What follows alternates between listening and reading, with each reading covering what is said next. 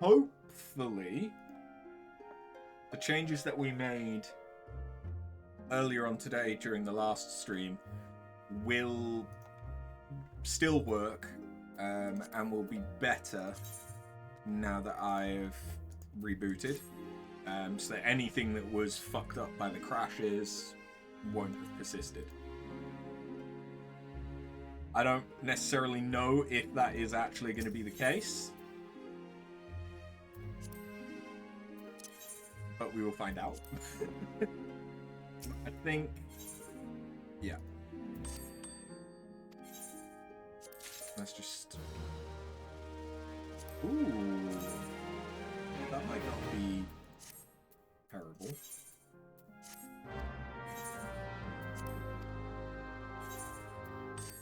There's a chance that level 60 gear might actually be useful.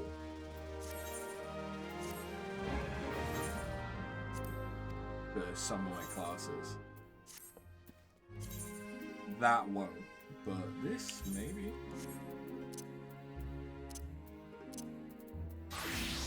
Yep, it's better than what I have.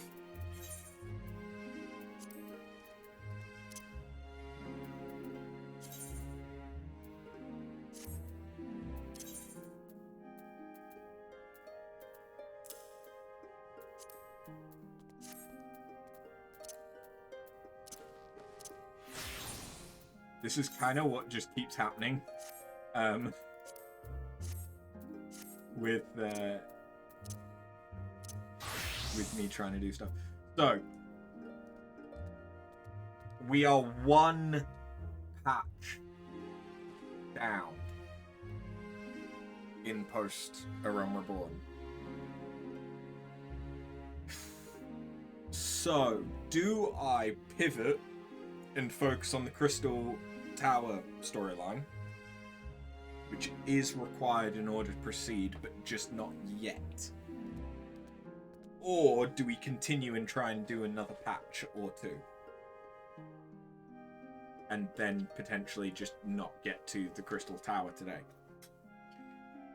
I am thinking we do Crystal Tower, because that gives me more content to do off stream. It also gives me another roulette in the Alliance Raids roulette, which means easier to get experience and things like that. So what that means is we got to go back to Mordona. The only reason I came back here was to do some bits like the ventures, even though I could have done that from Mordona. I just wasn't thinking at the time.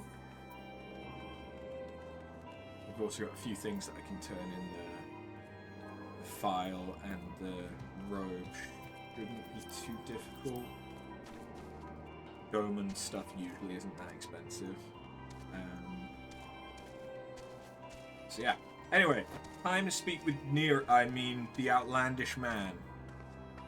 Hello.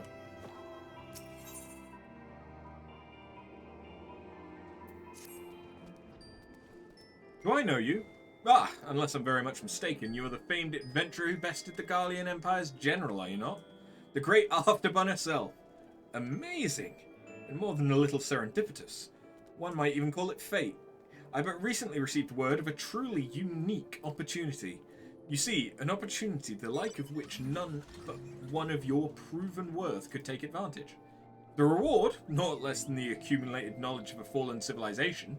The risk, a single misstep could cost you your life. But what is a little danger to a storied hero such as you? A woman with absolute confidence in her own ability stands to profit handsomely from this venture. No, I crave no recompense for my part in bringing this opportunity to your attention.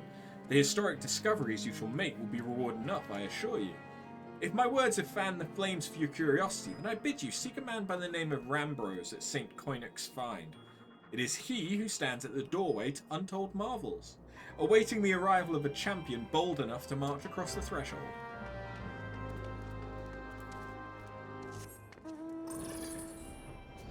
If nothing else, I don't think that the quests for this are going to take too long.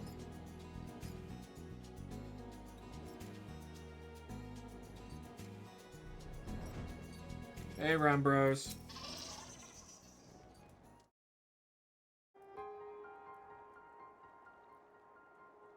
Why, if it isn't Afterburn herself, it's not expecting such a celebrated guest. To what do I owe the honour of this visit? You were directed here, you say, by a man clad in foreign garb. Well, the opportunity you spoke of must surely refer to our latest anthropogeographical endeavour. Quite how he came to know of it is another matter. All knowledge of this project was supposed to be restricted to my organisation. But that's something for me to ponder in private. You are here now, and your services will, I am certain, prove invaluable. I must warn you, however, that the venture we have in mind is no simple excavation. An unprepared or incautious adventurer could well find herself on the unplanned and unpleasant journey to Thal's solemn halls. Knowing this, do you still wish to lend us your cooperation? I rather thought you would say that. Your courage is scarcely a secret. Now after, I thought it was you. What brings you to St. Coinox? Don't tell me. The Alliance has sent you on another realm-shaking, history-making mission to lay low an apparently insuperable foe. Yeah? No? Ah, I see you two are already acquainted. That is well. Master Garland, our intrepid hero here, caught wind of the forthcoming expedition and is kindly pledged to assist us. She has she? Glad to have you on board. You don't have the faintest idea what you volunteered for, do you? Very well, let's begin at the beginning. The Sons of St. Coinoc are tasked with unearthing the secrets of the long-fallen Allagan Empire, and this present endeavour aims to delve more deeply into the civilization's mysteries than ever before. Ah, but I know that look. In the event that you feel ill-equipped to contribute much on the subject of Allagan archaeology, I invite you to recall your encounter with the Ultima weapon. That mechanical monstrosity represented a feat of engineering far beyond aught Garlemald can presently achieve. Nero Tol Scava simply awoke it. I mention this by way of a reminder that you have had what one might term extensive first-hand experience with a notable Allagan relic. In short, you're practically an archaeologist. Now, to the core of the matter. Here in Mordona, there stands an entire Allagan structure which we have yet to investigate. I speak, of course, of the Crystal Tower. After witnessing the destructive capabilities of the Ultima weapon, and the lesser moon Dalamud, before it, it seems wise to treat any remnants from that era with the utmost caution. They must be analysed, monitored, and above all, kept from falling into the wrong hands. To put it plain, I have no wish to see another megalomaniac Legatus wield one of those weapons. It was this thought which first moved me to contact the Sons and propose that the tower be explored.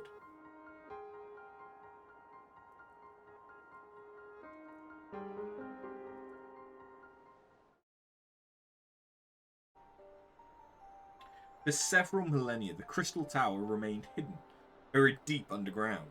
But, like so many other things that were better left undisturbed, the structure was freed from its stony prison by the great upheaval which accompanied the coming of the Seventh Umbral era.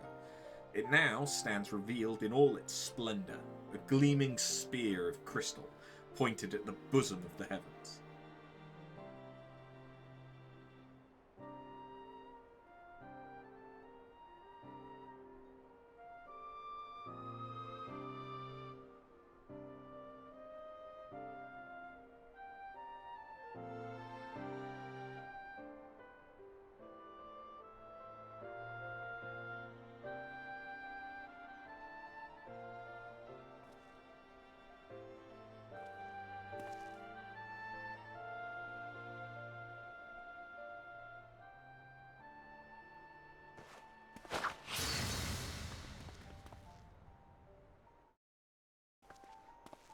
We believe the tower to be the repository of much of the ancient wisdom. Unfortunately, its entrance is guarded by formidable defences, and we cannot so much as peep through the keyhole, much less set foot inside. These defences take the form of statues, carved into the likeness of giant swordsmen. The 8 sentinels, as the Sons are wont to call them, is the first barrier we must overcome.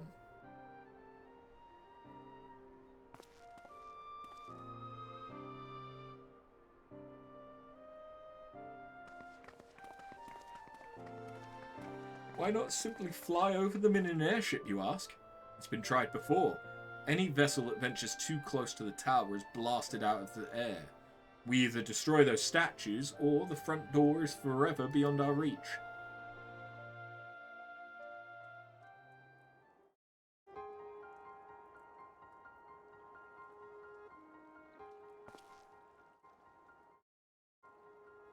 My colleagues and I are ill-suited to negotiating such deadly hazards.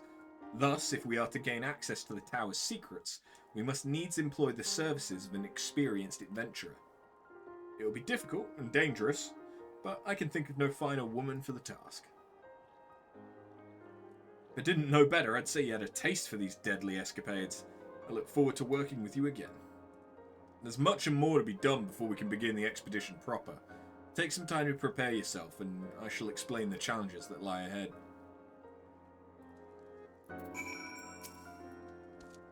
Our first objective is to reach the entrance to the Crystal Tower. As I previously mentioned, however, that will prove no easy task. The entrance is guarded by powerful defense mechanisms, each utilizing one of the 4 elements of fire, water, wind, or earth. Anyone attempting to simply stroll past these unsleeping sentinels invites swift obliteration. Based on Master Garlean's analyses, however, we are reasonably certain that the attacks of these lethal contraptions can be reflected using a crystal of the corresponding element. Naturally, these crystals must be of surpassing clarity, free of the slightest impurities, much like the flawless specimens used by the Beastmen in their primal summoning rituals. Mayhap I should have said exactly like the specimens they use. Were there any other way, we would not ask this of you, but we need someone to enter the Beast Tribe strongholds and liberate their perfect crystals. For the moment, I would have you focus on obtaining 2 of the 4 crystals we require. Pray, make for Lenosha, where both the Sapsa spawning ground and Ugumaru mines are located. You may be certain that the materials used in the Beastmen's sacred rituals will be well defended. Whether you choose to venture there alone or with companions, I shall leave to your discretion. But whatever you do, please be careful. Okay, so I'd have to go back to Lenosha.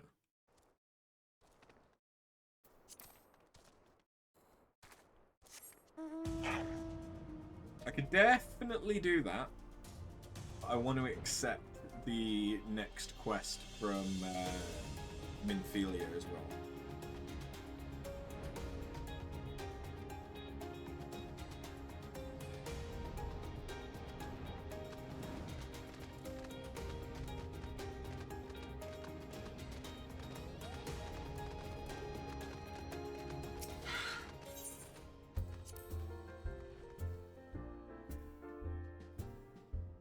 The application for OBS,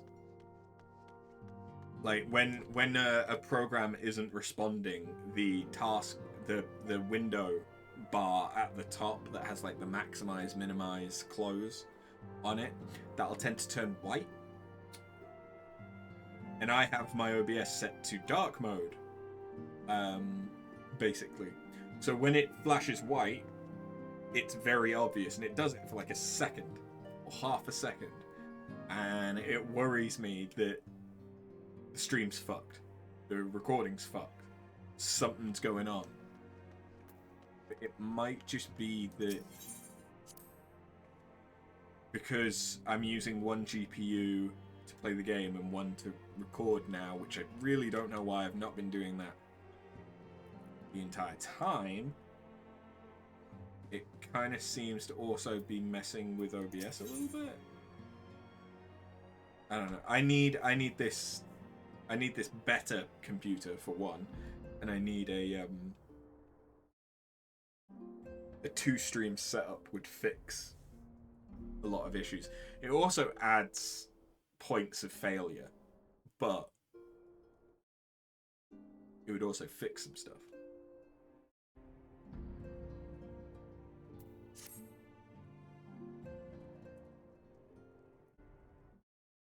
Truly, there is no rest for the weary.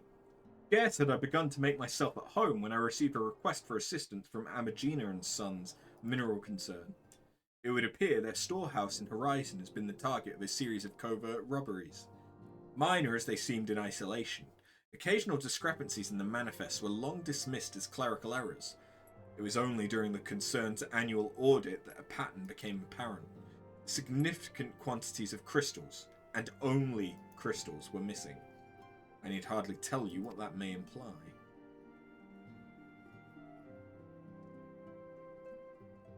The brass blades charged with investigating the thefts believe that someone within the concern is selling the crystals for profit. Alas, they have as yet been unable to identify a likely suspect, and the concern's proprietors have grown frustrated by their lack of progress.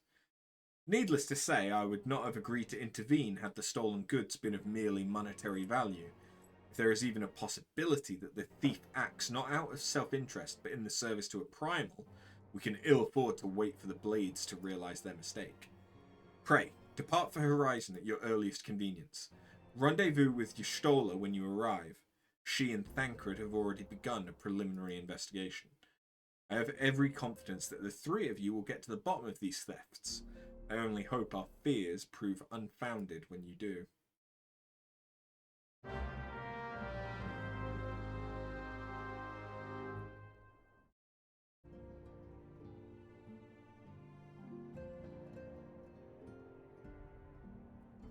Okay, well, that gives me a use for all of these Vesper Bay tickets that I still have.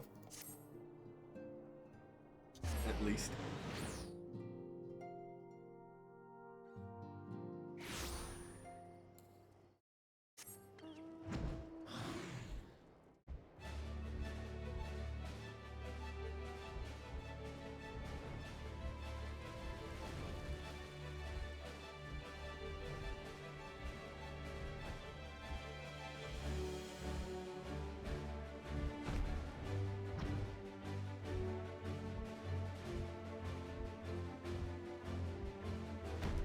Hey, Y'shtola. How you doing? After, your assistance is most welcome. I've already spoken at length the brass blades of the Rose, albeit to little avail. It would seem that the thieves took great pains to conceal their activities. I could go into further detail, but your time might be better spent in conversation with Fufalupa. He's the officer charged with leading the investigation, and I would only be repeating that which he related to me. If aught eluded my attentions, mayhap it will not elude yours.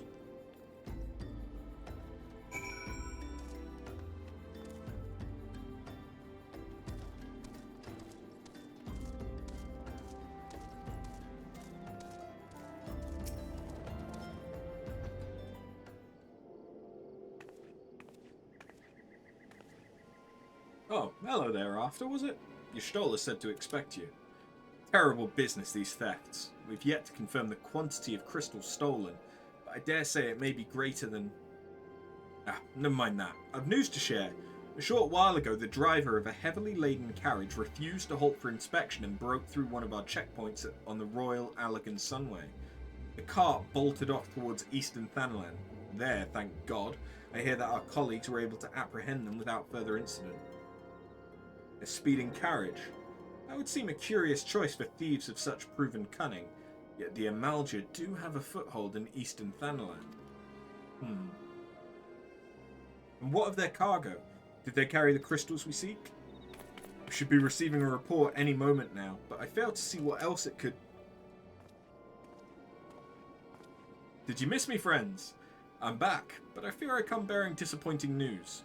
Or on a second thought, perhaps it's good news after all. Thancred, where have you been off to? I figured you have everything under control here, so I just took a brief excursion to the east to check up on our Amalja friends. And wouldn't you believe it, I happened upon a runaway carriage on the way, and even was able to do my small part to help my friends in the Brass Blades intercept it. In all my years, I have never seen such a prodigious quantity of somnus. The Blades were calling it one of the greatest hauls they've ever seen. The stolen crystals, on the other hand, were nowhere to be found. Is that so? Alas, I suppose we have no choice but to resume our search elsewhere. We should reassess our options as well. Come with us.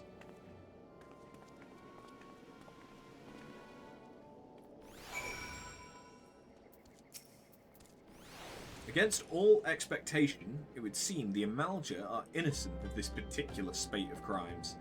By all indications, they have yet to replenish the stores of crystals exhausted during their last attempt to summon Ifrit. What I can't fathom is why anyone else would go to such lengths to obtain crystals, and in such quantities. It cannot be that we are dealing with simple thieves. If their motive were profit, why would they limit their trade to crystals alone? Plainly, we are missing something. While you think about what it might be, I shall inform Eorzea of our progress, or lack thereof.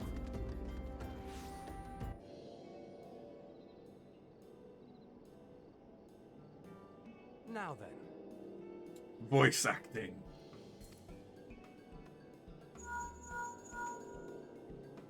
Tis I. The situation may be more complicated than we anticipated.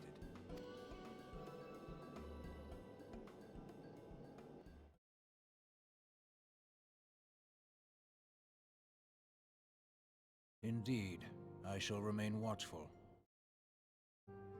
Ere thou goest, another matter requireth thine attention. A young maiden, full eager to... Wherefore inquirest thou of her fairness? Oh, very well. Be she damsel or devil, I shall direct her steps to Revenant's toll. Save thine insinuations for one given to such impropriety. Thou shalt not find me amenable. Tancred's a thirsty boy.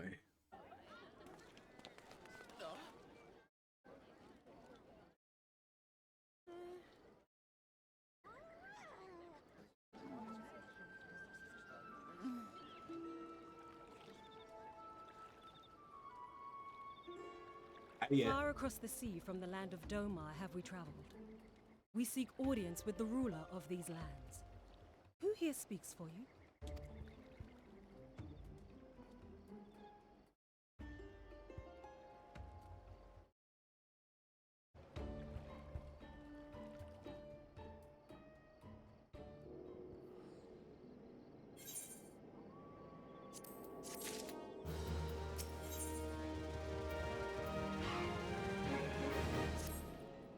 Any bright ideas? A solitary flash of insight?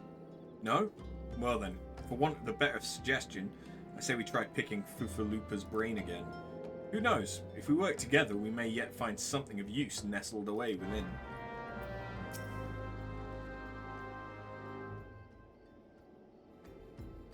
Oh, but it is good to see you return.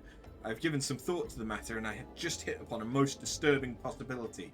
How could I have been so blind? Calm yourself, Fufalupa. What is this disturbing possibility of which you speak? I was contemplating as to how the thieves' activities escaped our notice for so long, and then it came to me. What if there's someone among our own ranks conspiring with them? A traitor in our own midst? It would be most unfortunate if your fears proved well-founded, Fufalupa. Indeed, if, for reasons of security, the concern decided to transfer the remaining crystals stored in Horizon to another location, their plans would be discovered the moment the brass blades were informed. But such a shipment would surely be well guarded. Would thieves as wily as ours risk open confrontation? Mayhap not, but neither would the concern be eager to present them with such an obvious target. Nay, they might instead elect to carry out the transfer in secret, to ensure the goods to, let us say, a lone Mikote miner travelling without escort so as not to attract undue attention. But who? Ah, I see.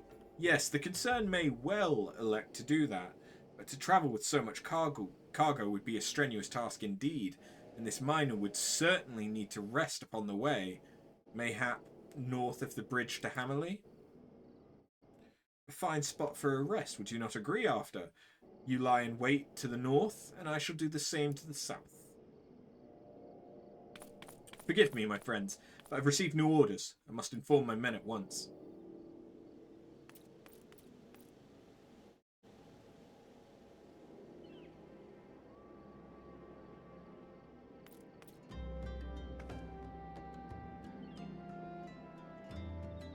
Call me a cynic, but I would be surprised if these thieves lay down their arms and surrender.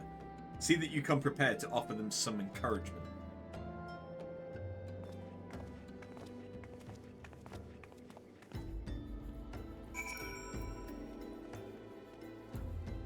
At least this time I don't have to dress up as a shepherd.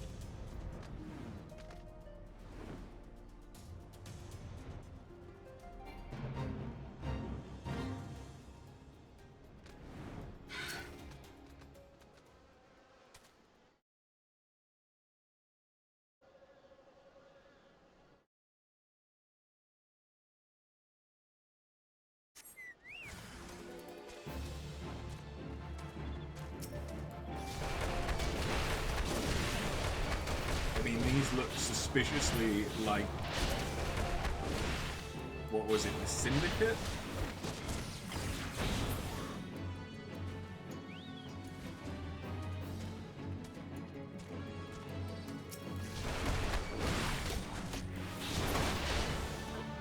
But that's mainly just because of robes.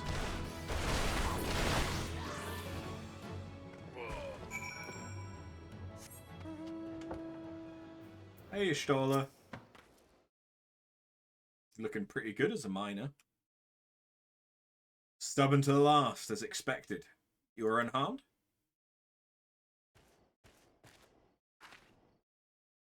A gang of sea wolf thieves, and in Thanalan no less. Suppose there's a first time for everything. Sea wolves? All of them? Aye, all with the same taste in facial tattoos. Blue, in case you were wondering. Our thieves are a long way from home.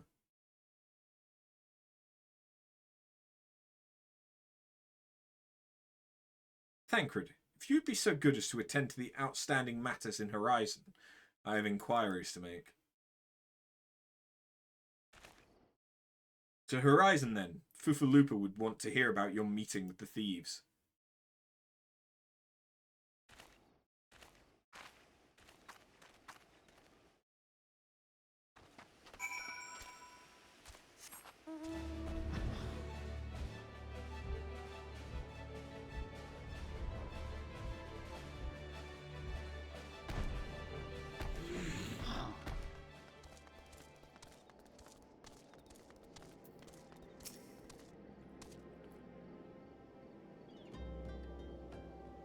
On behalf of the Brass Blades of the Rose, I thank you for your service to Horizon. But we've not been idle. While you were afield, we succeeded in identifying the traitor within our ranks. Is that so? Then, by your leave, I should very much like to have a word with the fellow in private. No, I'm afraid that will not be possible. Regrettably, he managed to subdue the unit of blades dispatched to detain him and made good his escape. For the love of... And how did he manage that exactly? Your men haven't been sampling that somnus we confiscated, have they? Or was he a giant in disguise? No, but he was quite strong.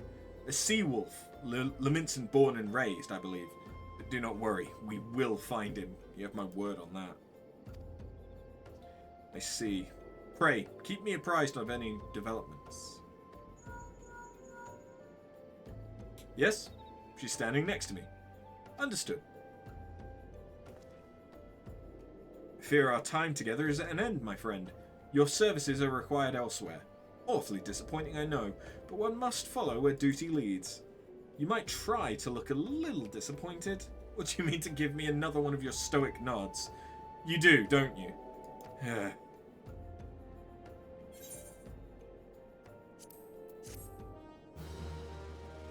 It's always fun when a game is conscious of its silent protagonist.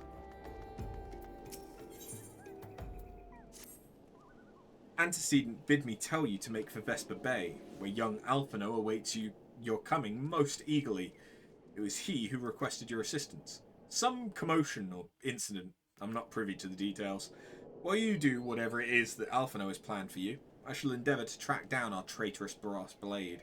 And when I do, you may rest assured that we will both have our answers.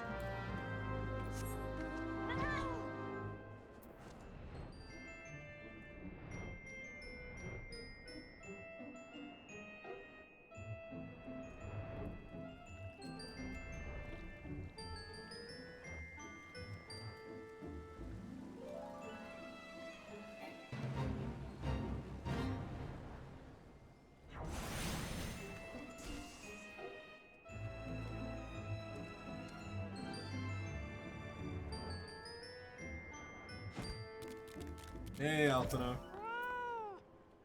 You're late. No matter. I know where our visitors are headed. From what I have been able to gather, this vessel belongs to a band of Domans who seek an audience with the Sultana.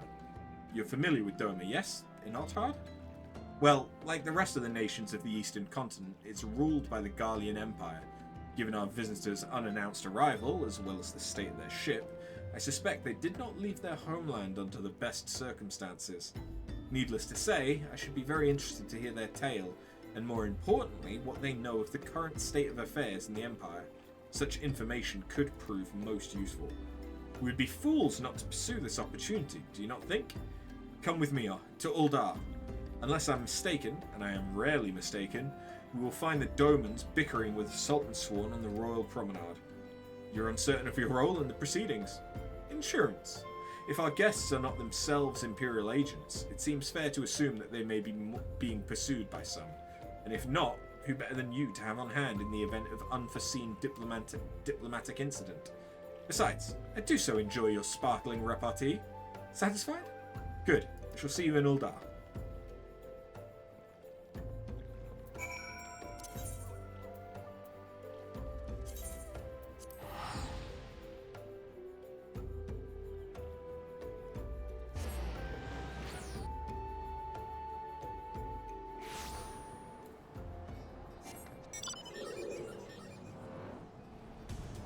Time to go and kill a fishback. Because, you know, we didn't learn anything by completing the Sahagin questline.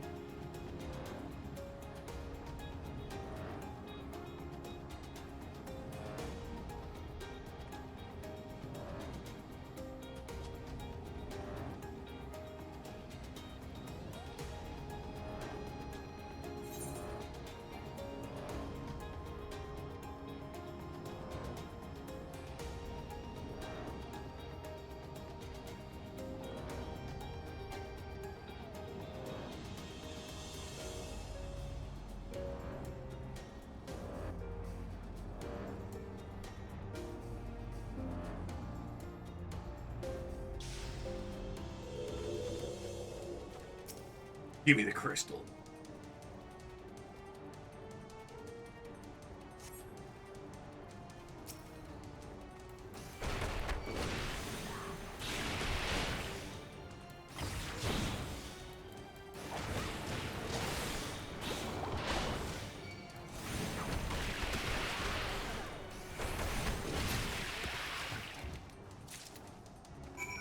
Thank you.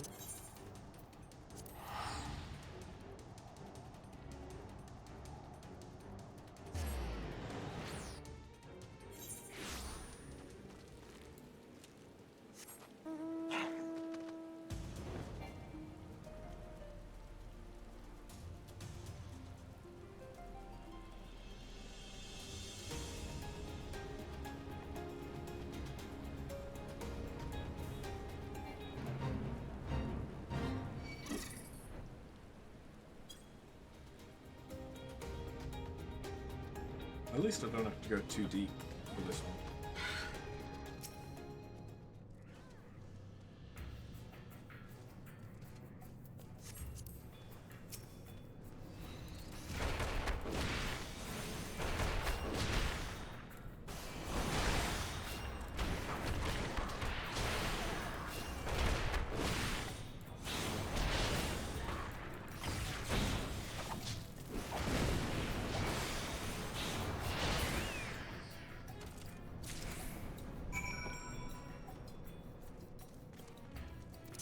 And now it'll be back to Mordona. I don't know why I've kind of got 2 quest lines on the go at once. Legitimately couldn't tell you why I've decided to do it this way.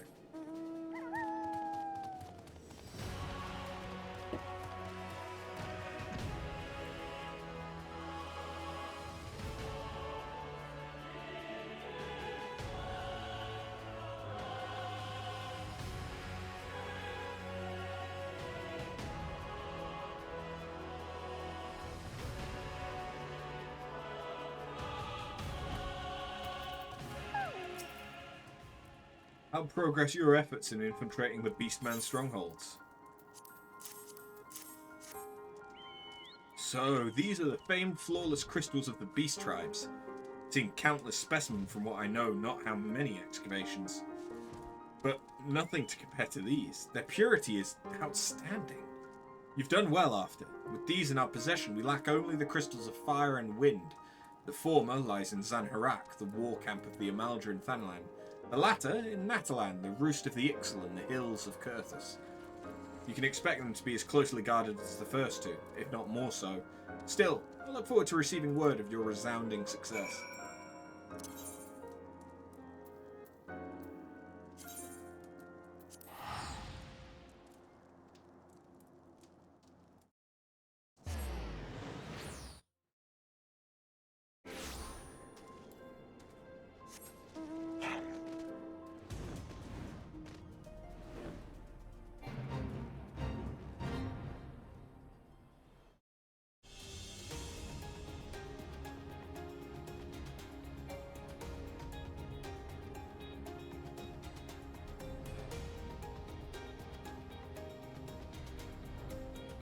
I love all of this running around to different areas just to do one quick thing.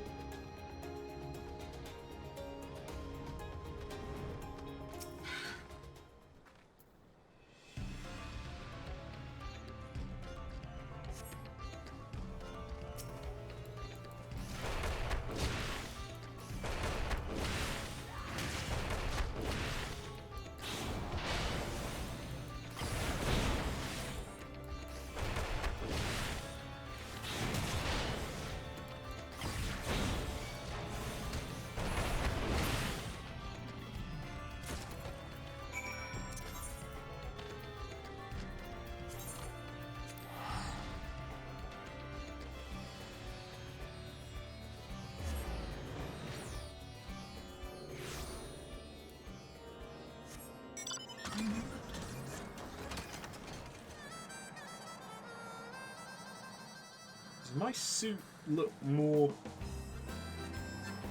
looks a lot lighter in this area.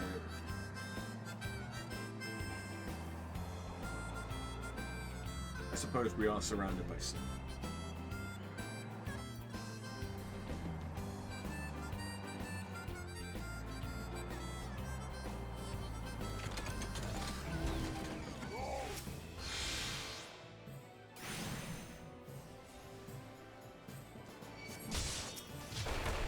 While I'm here, I may as well get the Aetherite for going into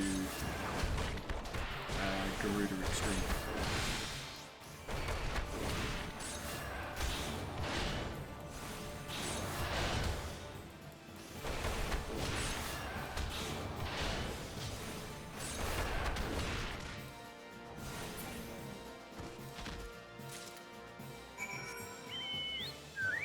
But yeah, that looks like normal silver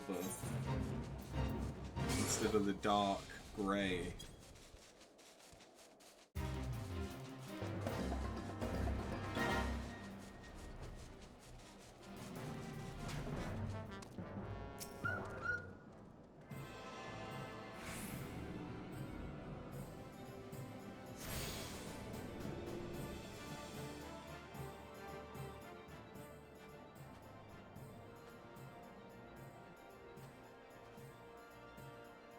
Shit.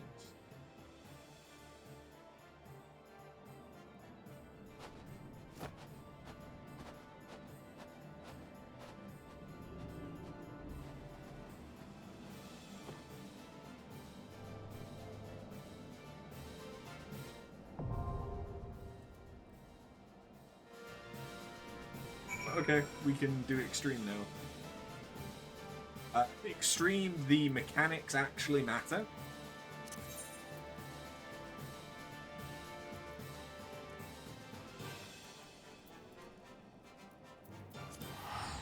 That's basically all that you need to know. The mechanics actually matter. Otherwise, it's very similar to hard mode.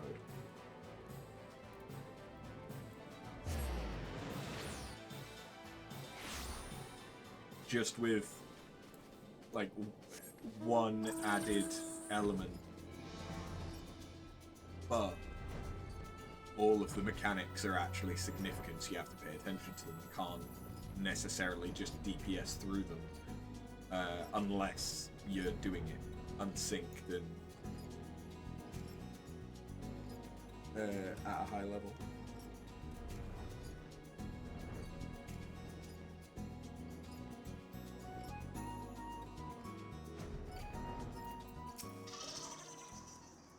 After, it's good to see you.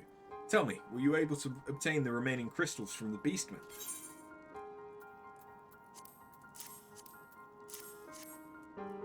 Wonderful. With all 4 crystals in hand, we're now ready to proceed to the next stage of our preparations. I hope it did not give you the impression that we would be embarking on our journey to the Crystal Tower just yet. Alas, there is another step which must be completed ere we come to that. While the crystals you acquire are indeed flawless, they are of little use to us in our current form. If they are to reflect the elemental forces of the tower's defences, they must needs be cut and polished. A process which calls for a very particular set of materials. Procuring them will be a challenge in itself, I fear. Needless to say, we will be requiring your services once again.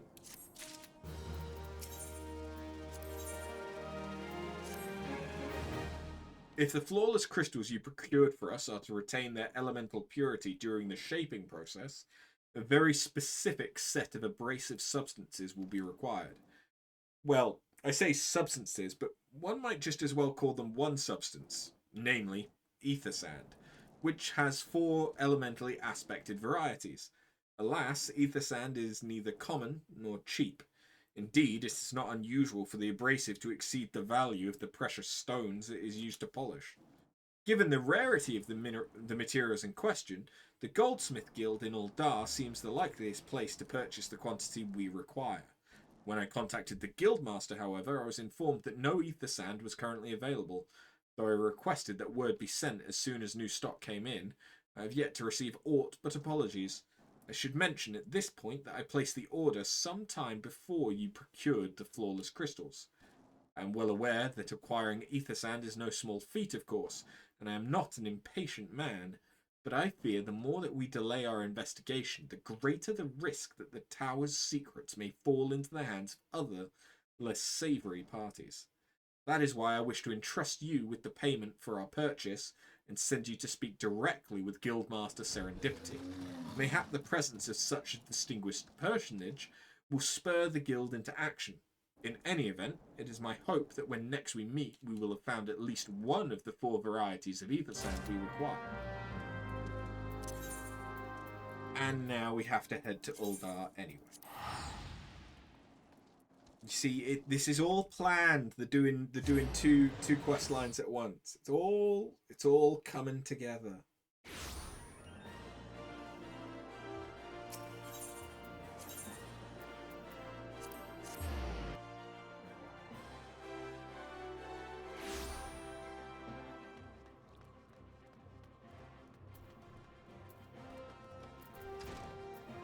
Oh yeah, this is where the monk quests are as well. Forgot about that. Mistress Bunn, welcome, welcome! What brings you here, if I may ask?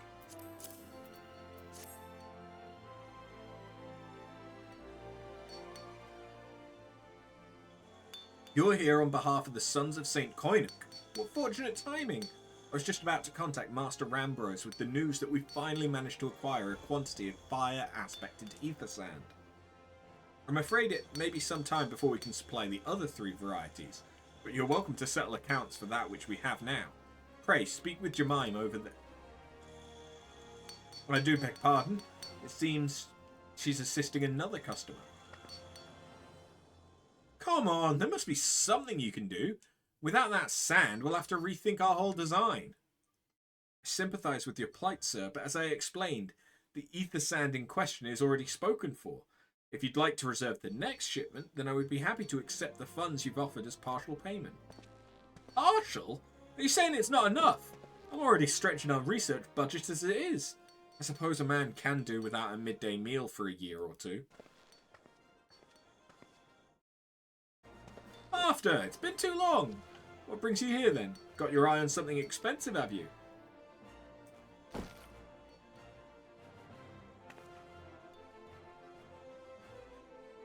Well now, this is quite a money pouch. The sound of so many gil clinking together is strangely satisfying, is it not? Calming, and yet invigorating at the same time. Oh no, you're here for the blooming ether sand, aren't you? Well, I can't deny the Alican civilization's a subject worth researching.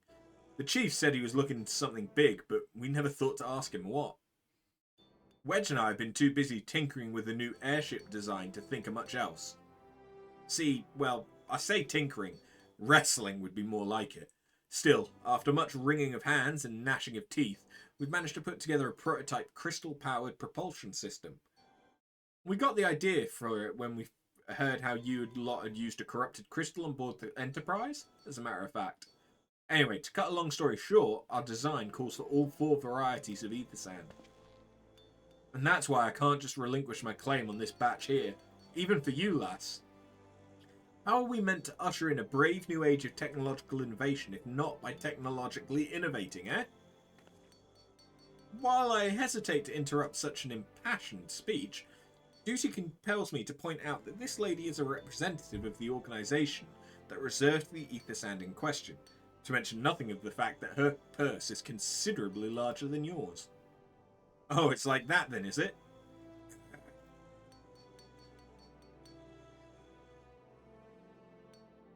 Alright, this batch is yours. I'll let you have it, but if you're going to take my sand, it's only fair that you grant me a role in this project of yours. I'll take that as a yes. It's not every day you get a chance to experiment with the wonders of the world. Or the ancients, in fact.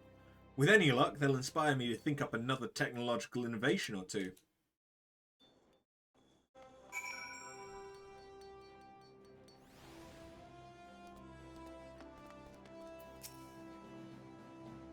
Now then, from what you've told me, I'm guessing you'll be needing the other 3 varieties of elementally aspected ether sand as well, huh? Then rather than sitting on your rump waiting for a shipment that waiting for a shipment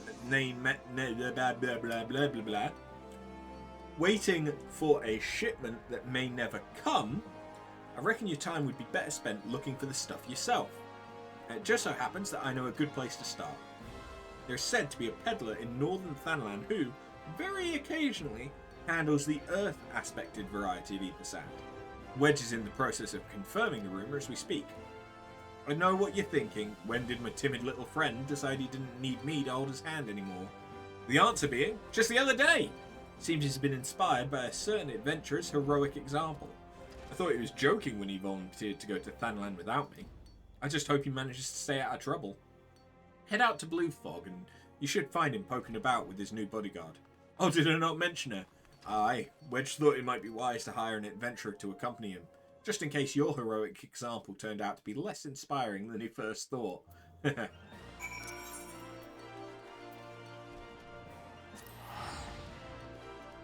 So is that where your budget is going? To a bodyguard?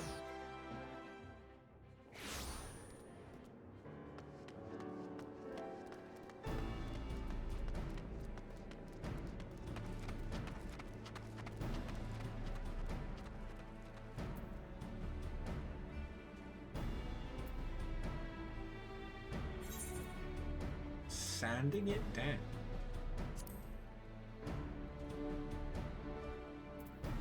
Oh no, that is the right quest. Save your greetings. If you're looking for a hired blade, then you'll have to look elsewhere. After the day I've had, the only company I crave is the squat, silent type. The type that has a handle and holds no less than a pint of ale. Huh? You wish to hear my tale? I'll warn you, 'tis no stirring epic. But as you asked, my employer, a Lalafellan lad, wished to pay a visit to a peddler who deals in some manner of special sand. I figured what it was called, but 'tis apparently worth a small fortune. Anyway, when we arrived, the man claimed his stock had been stolen by bandits. Determined not to return empty-handed, we crept into the bandits' stronghold and set about locating the stolen goods.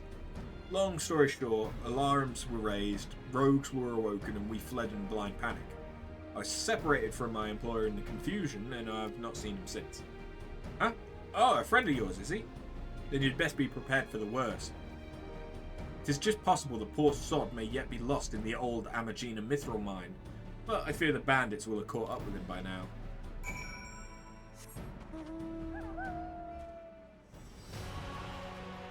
Some guard you were.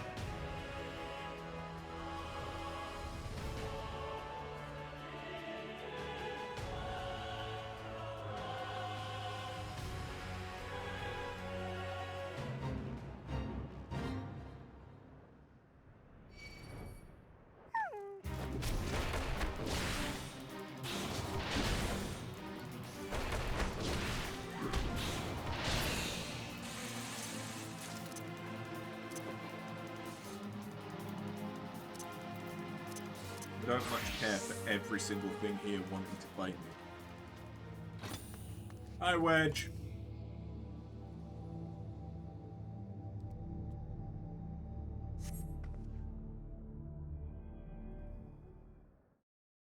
How could I be so stupid? Sneaking into a bandit's lair?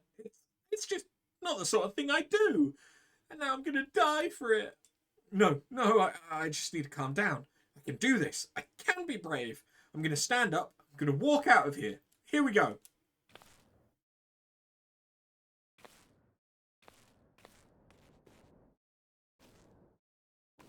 Yeah, I'm sorry. Please don't kill me. I promise I'll leave and never come back.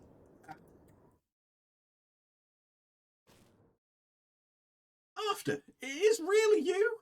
But how did you find me? Can you smell fear? Actually, ignore that smell. I expect you're wondering why I'm here. Well, I was just in the process of retrieving some stolen ether sand which Biggs and I need for our research, as it happens. It was, I concede, perhaps a touch foolish, and very nearly fatal, but I did succeed in snatching the stuff before my bodyguard ran away and several dozen bandits came piling after me with knives and axes, and what looked very much like a plank with a rusty nail in it. Anyway, the important thing is that the stolen ether sand is right here in my oh dear, it must have fallen out when I was taking evasive maneuvers. It seems I won't be leaving this infernal place for a while yet. You'll find the ether sand in my stead? Oh, thank the gods! You're a true friend, After. I hope the search doesn't prove too troublesome. The bandits don't seem to care much for visitors. Surprise, surprise. Bandits not liking other people? Who would have thought?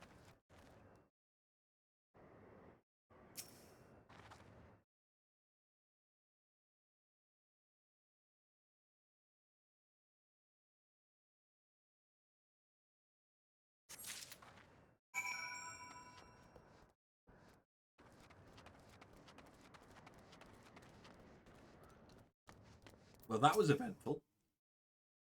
After, have you had any luck locating the sand? Yes, that's it! I must return to the workshop at once and tell Biggs the wonderful news. What's that? You're also on a mission to collect ether sand. And you're working with the chief. A treasure trove of Allagan knowledge, you say? I see. Then you should really be the one to have this. Biggs and I are far from exhausting all possible avenues of airship innovation, but it sounds as if your problem can't be solved by any other means. This expedition of yours sounds jolly interesting, I must say. I'm half inclined to join you. In fact, I think I will. Any venture worth the chief's time must be worth a look. Right, I'm more than ready to leave this awful place behind. You should return to Mordona with that ether sand before there are any more little mistakes. Be sure to keep a close eye on your pockets after.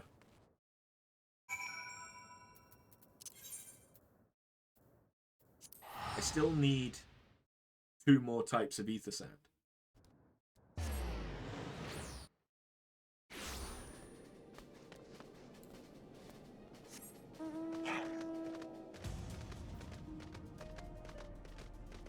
Don't forget, all of this is just so that I can have access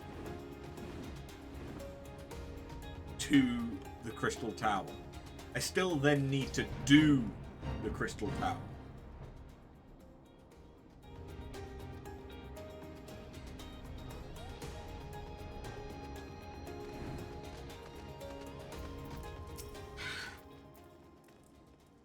after. You've returned. I take from your presence that you were successful in procuring us some ether sand. Tell me, which variety did you find? Fire and earth. I see, 2 varieties. Well, that is 2 more than you could reasonably be expected. And 2 less than I had hoped you would say. Forgive my flippancy. You've done well, truly. If all goes to plan, we need no longer fear death by fire or earth. Master Garlean, if you'd be so kind as to prepare the relevant crystals. I shall set to work immediately. Truth be told, I've been looking forward to this. One does not encounter materials like these every day. Speaking of which, how in the... Pardon me. How in the 7 hours did you find them? Mistake me not, old friend, I know only too well how capable you are, but ether sand isn't something you simply find gathering dust at the back of a merchant's rare gem cabinet. You had help from Biggs and Wedge. Trust them to design a revolutionary new engine the moment I turn my back. How's a genius meant to rest on his laurels when the employees are so damnable inventive, huh? Now they're determined to join us, are they? Typical. I jest, of course. It'll be good to have them around. Still, as a matter of professional pride, let's endeavour to procure the 2 remaining varieties of ether sand before they arrive, shall we? Tell me, Rambrose, have we any information on where the water and wind aspected types might be hiding? Nor as of yet, but I've made certain arrangements. We shall see soon if my efforts have borne fruit. Forgive me for observing, but you seem less than enthusiastic about that prospect. If there's a complication, I'd rather we discuss it now than risk jeopardizing the expedition. Mayhap an explanation is in order, but first let us savour the preliminary victory that Arthur has won for our cause, if only for a moment.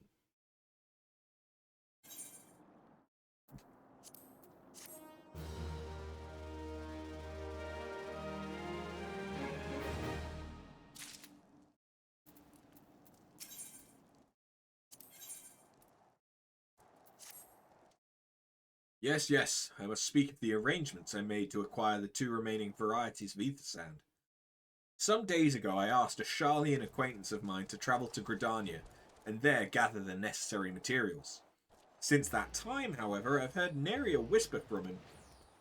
To be frank, this lack of communication is not entirely uncharacteristic, but I cannot discount the possibility that something ill has befallen my man. Alas, we do not have time to investigate his fate. As I have mentioned before, the more we delay our expedition, the more likely it is that the Crystal Tower's secrets will fall into the wrong hands. Therefore, I would entrust you with the same mission I assigned to my friend. Travel to the Black Shroud and seek out Parson Montret, the master of the markets in Gridania. If anyone knows where ether sand might be bought, it is he.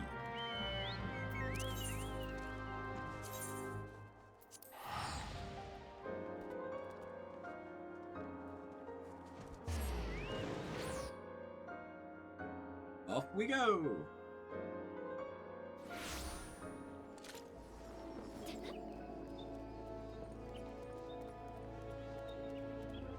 Oh yeah, I need to speak with the adders.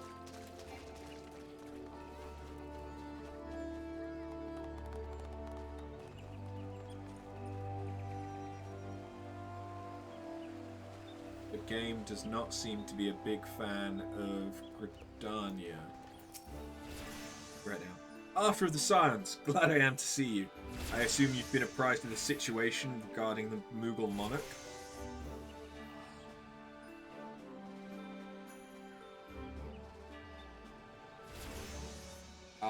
Okay. I just got a fitness award on my watch. For sitting here.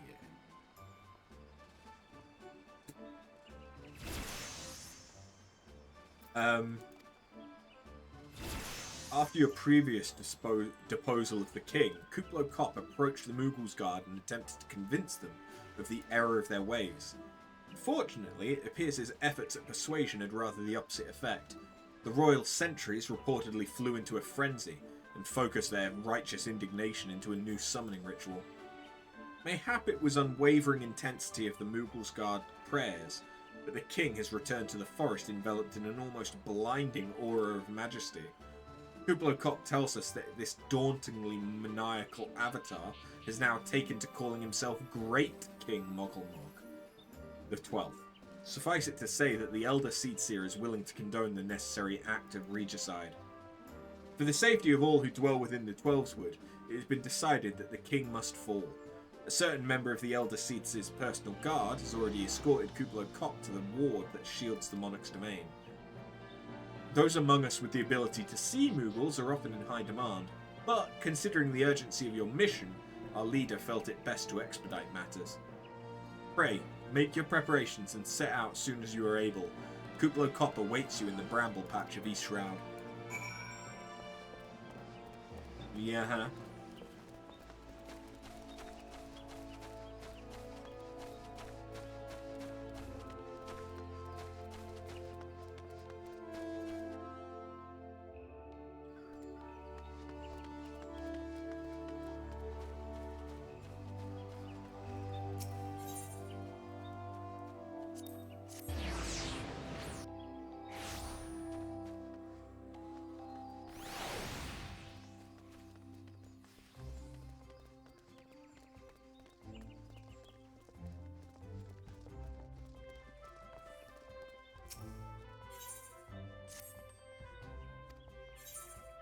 What you got for me? Some earrings that might not be terrible. Although I don't need any earrings. I don't need any earrings apart from Crafter and Gatherer ones up to level 90 now. And Armed Guards of Striking. I suppose that will be better than what I have. Because Augmented Ironworks is the best that you can get up until about level 53 gear in Heaven's War.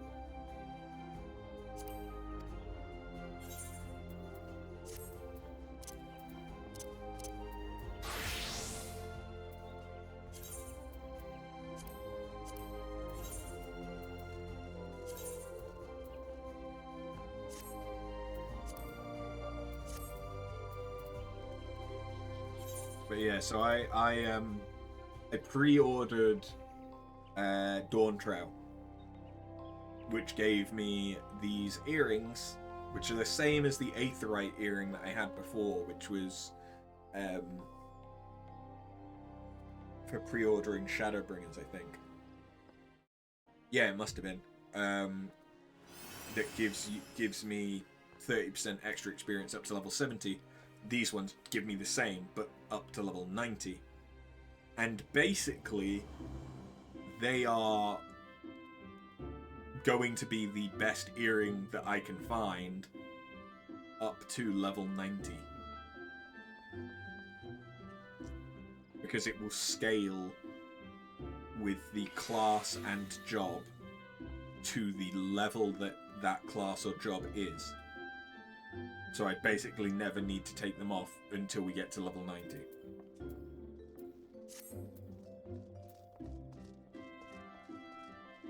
So I guess I can use the earrings to get company seals. Yes? I'm sorry, did you say you wish to purchase ether sand? Forgive me, madam. Have you the faintest idea of the rarity of the material you seek? Why, I've not seen so much as a grain of ether sand in these markets for many a long year. I can tell you where one might mine the ore from which the water-aspected variety of the abrasive is derived, but only a desperate fool would willingly set foot in that place. You seem undeterred. Very well. Are you familiar with Earth's Gift? That is where the ore is to be found, in an area inhabited by a particularly pernicious hog. Should you encounter the betusked nightmare, you will know that you are in the right place, albeit at the wrong time. Farewell. Earth's Gift is South Shroud, right? Yeah.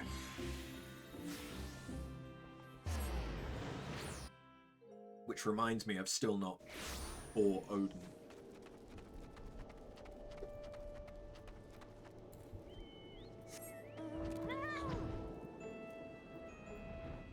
Although, if I leveled up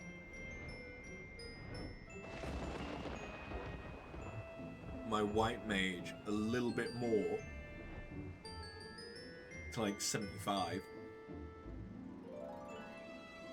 and got it level appropriate gear,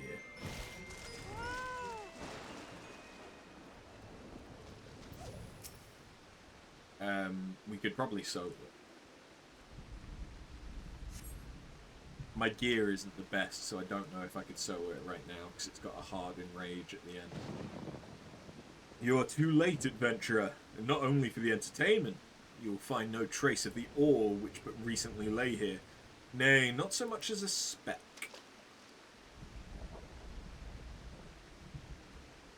Ah, no, you'll never spy me from there. For the time being, at least, you will have to trust the evidence of your ears. Now stop squinting at the foliage and listen. As I told you, the water-blessed mineral you hope to find is gone. Taken by me. Victory has made me magnanimous, however. Accordingly, I've decided to share the location of an alternative sort of aethysand for you. The wind-touched variety, be specific. I trust I have your attention? Good. A band of Ixal in the North Shroud keeps a quantity of the abrasive for the purpose of removing impurities from lesser crystals. Well, do you mean to dally here all day? Make haste, adventurer, before I snatch another prize from under your nose. This is to be a race. The Ixali logging grounds in North Shroud shall be our destination, and that is where the real amusement will begin. May the best man win.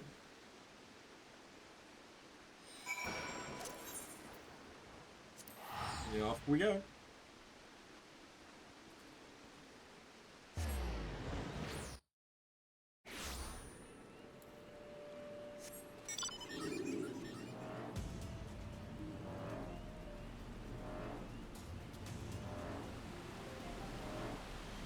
At least for this, I can just fly straight over.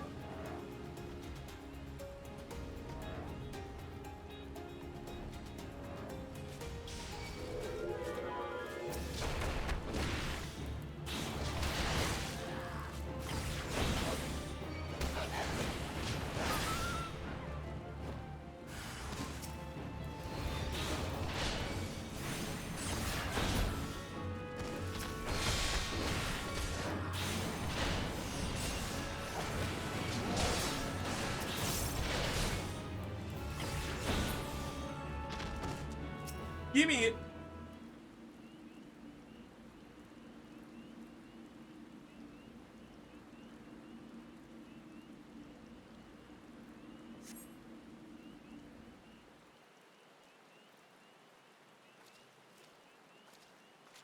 Bravo! That was quite a show, adventurer. Why, the spectacle proved so enthralling that all thoughts of Aethysand slipped my mind. I appear to have forfeited our little race. Congratulations, the wind-touched abrasive is yours. And yet, having been treated to such a memorable performance, I cannot help feeling that the greater prize is mine. This inequity must not stand. I insist that you accept a token of my appreciation. Payment for this entertainment will be waiting for you to the east, in a clearing within Proud Creek. Pray, retrieve the gift ere it is crushed beneath the iron feet of the Doulahans.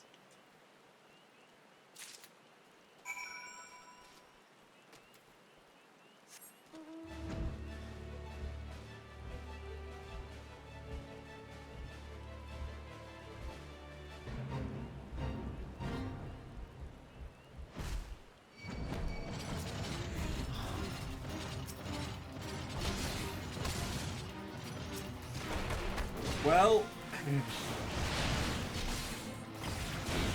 I guess I'm taking part in this fate.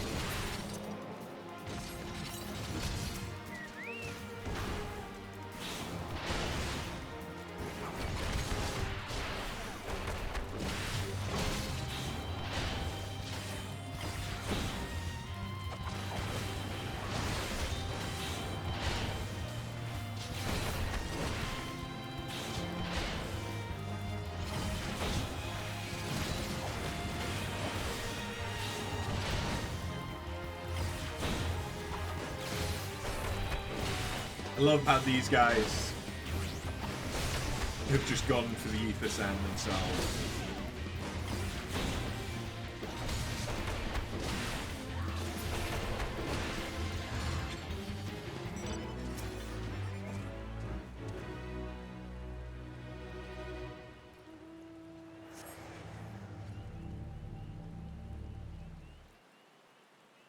Not what you were expecting.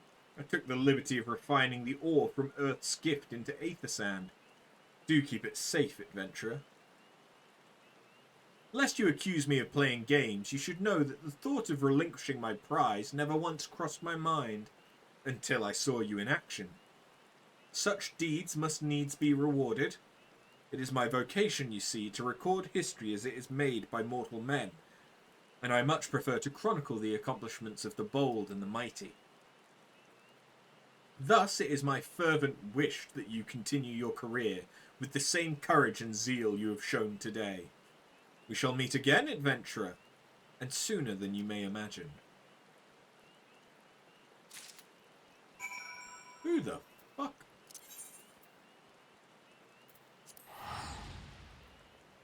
It's not the minstrel. I don't think.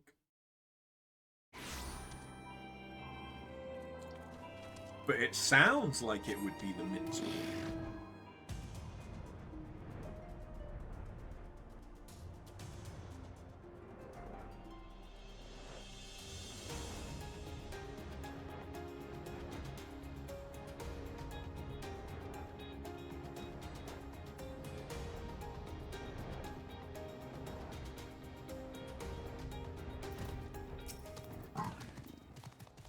What news of your mission? Are we any closer to acquiring the remaining abrasives? You've brought both! We'll have Master Garlean begin working on the crystals immediately.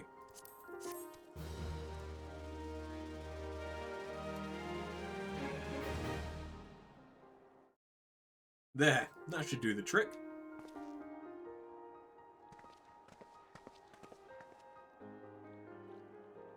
Excellent work. We now possess all 4 of the fangs required to pierce the Crystal Tower's defences. My compliments, Master Dalamud. Oh, it was a trifling matter, I assure you. After here is the one you should be thanking. Anyway, by my reckoning, there's nothing stopping us from striding up to the Allegan's front door. You can't go without us, Chief.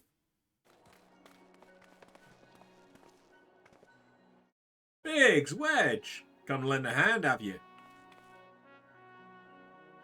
Well, it's not every day you get the chance to study the wonders of the Garlean Empire, is it? Their technology makes Garlemolds look ancient. I appreciate your enthusiasm, lads, I really do. But we're not here to take this knowledge for ourselves.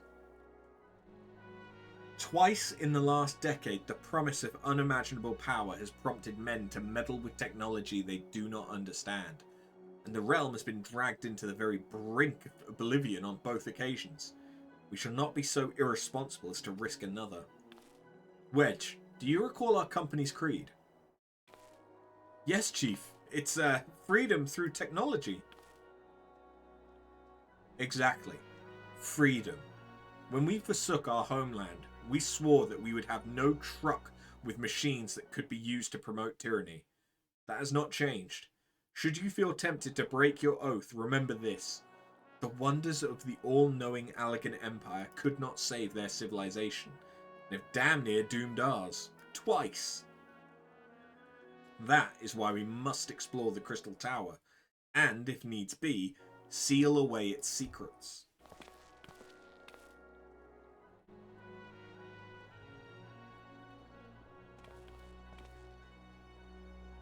A compelling viewpoint. It is unyielding wills such as yours that have defined the course of history.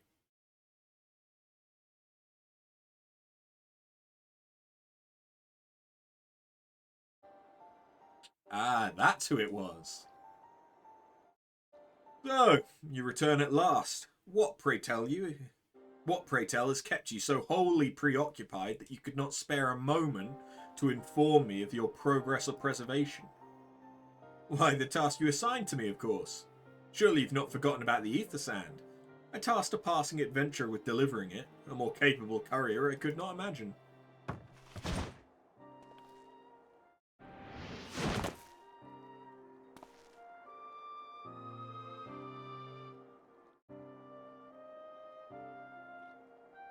Everyone's favourite catboy with heterochromia.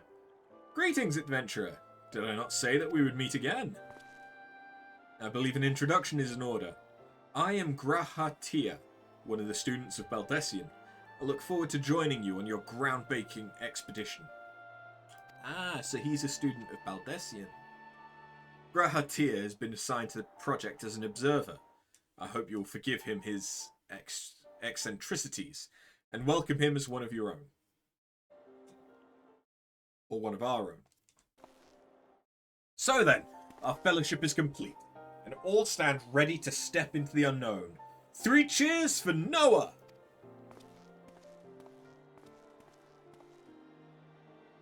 Noah? That is the name I have chosen for our little collective. Given our differing backgrounds, we cannot very well call ourselves the son of Saint Coinet, can we? And we must have a memorable appellation in our venture if our venture is to leave its mark in the annals of history. I could claim that Noah stands for Nominated Observers of Artifacts Historical, and so it does, technically, but my true reason for choosing this name stems from the fact that it is shared by a vaunted Allegan Archmagus. An Archmagus? I like the sound of that.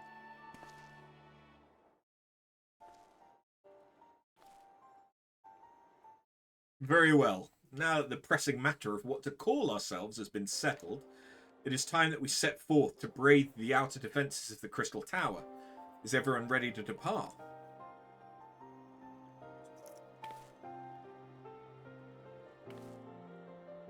Ready!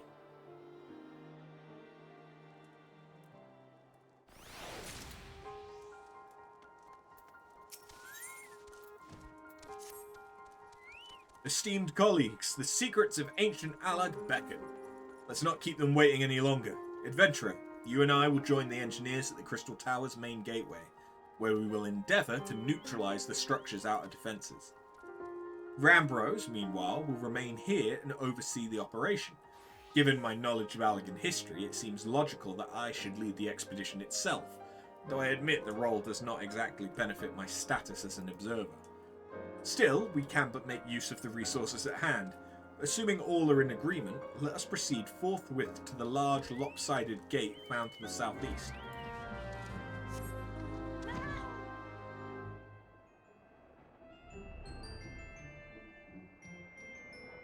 By the looks of it, there are indeed other people doing the same quest line. So I don't think we'll have an issue queuing in when it gets to that point.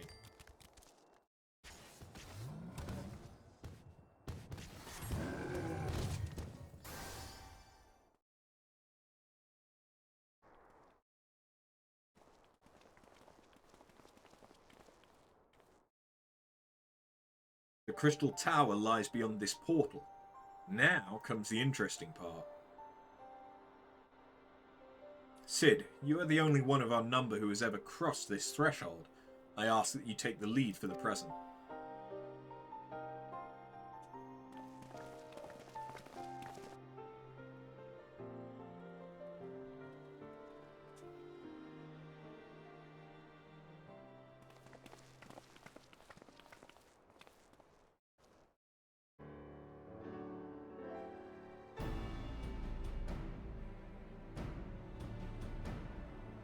This looks like I should interact with each statue to have to fight a boss.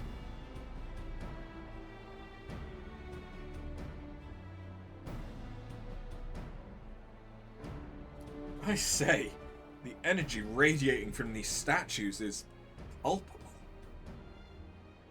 Lucky for us that it is. One might otherwise stroll past them. Feast your eyes on the elemental defences which prompted our lengthy preparation. These sentinels prevent would-be intruders from advancing to within 20 yalms of the tower's inner reaches.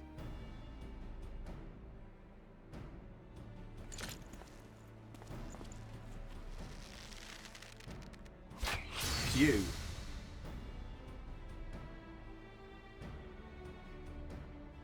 no matter how swift they may be.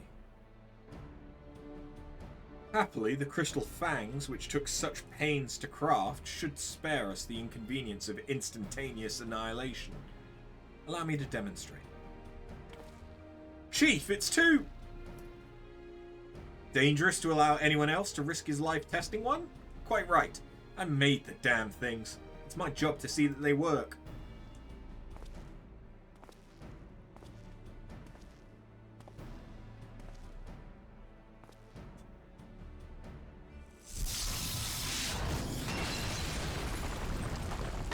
That they do.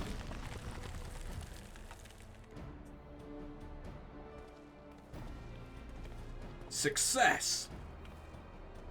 I, for one, am convinced. Friends, ready your fangs.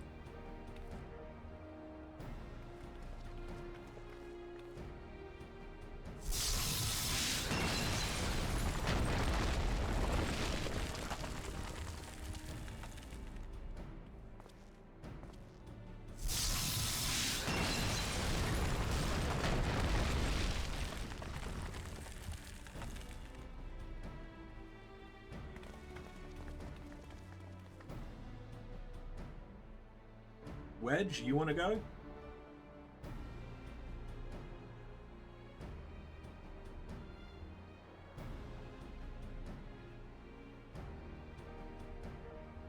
This last one is yours, old friend. It seemed only right.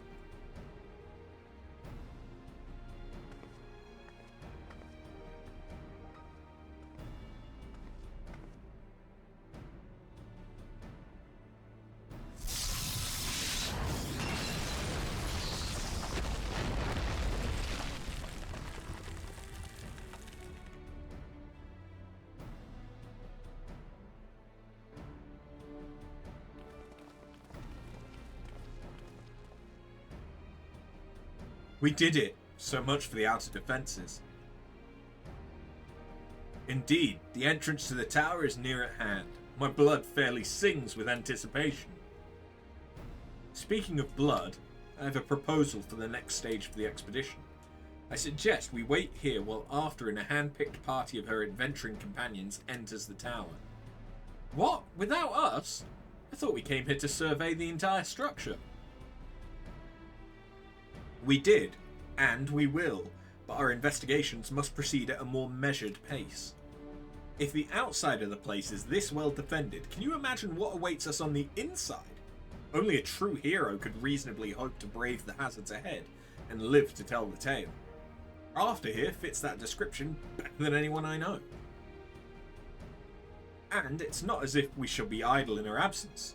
While After and her companions are risking life and limb to beat us at a path to the tower, we can set about analysing this rubble for evidence of how its technologies function. Your knowledge of ancient lore will be invaluable in that endeavour, historian Grahatia.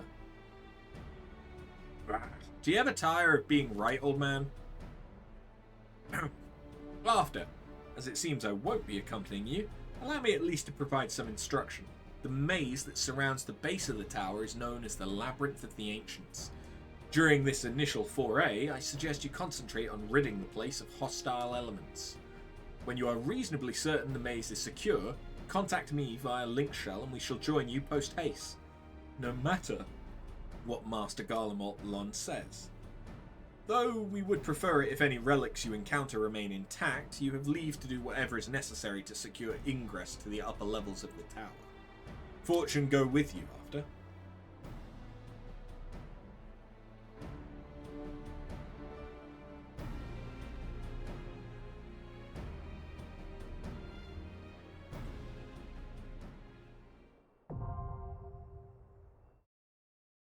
And there we go. That is the first of the Alliance raids. Unlocked. And if we're doing an Alliance raid, let's do it as White Mage, because the queue time will hopefully be pretty short. By the looks of it, we've got some people queuing. So we've got at least one tank queuing. But Alliance raids are a little bit different, because they take 24 people.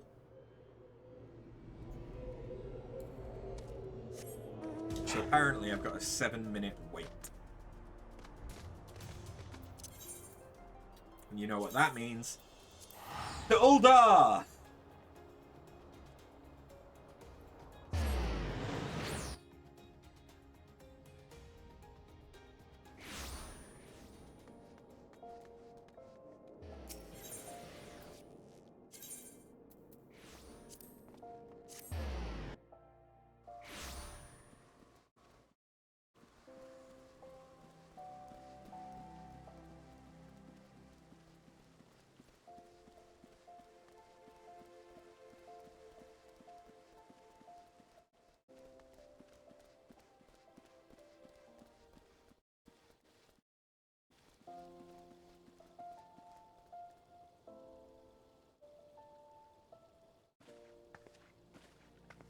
It matters not how many times you ask.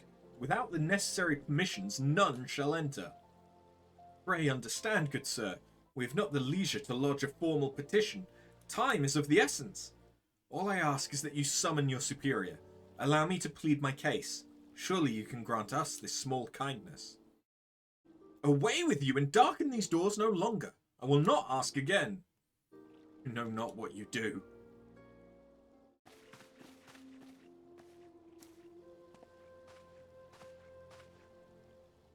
I gather your pleas fell upon deaf ears. A loyal man with a cold heart. I know his kind well. I hope that you will find me more to your liking.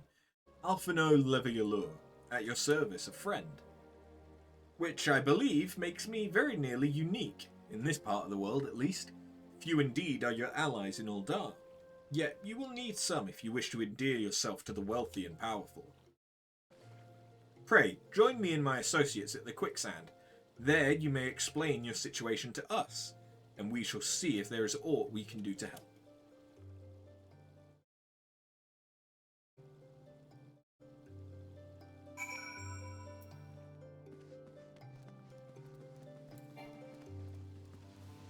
Oh, we've got most of the tanks that we need.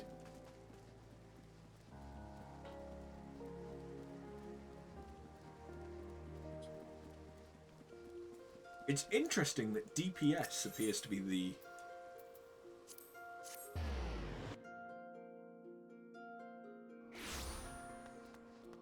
the thing that we're missing the most of.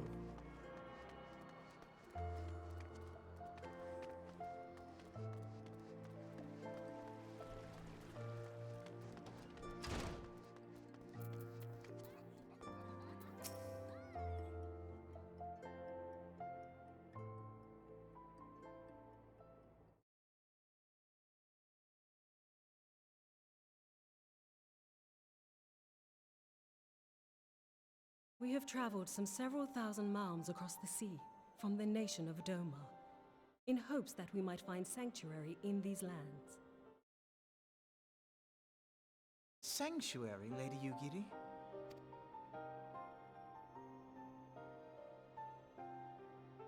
Aye. Lying within Othard, Doma was under the dominion of the Garlean Empire, as I'm sure you are aware. When the War of Succession broke out in Garlemald, we espied an opportunity to free ourselves from the yoke of imperial oppression and took up arms. Only to be crushed.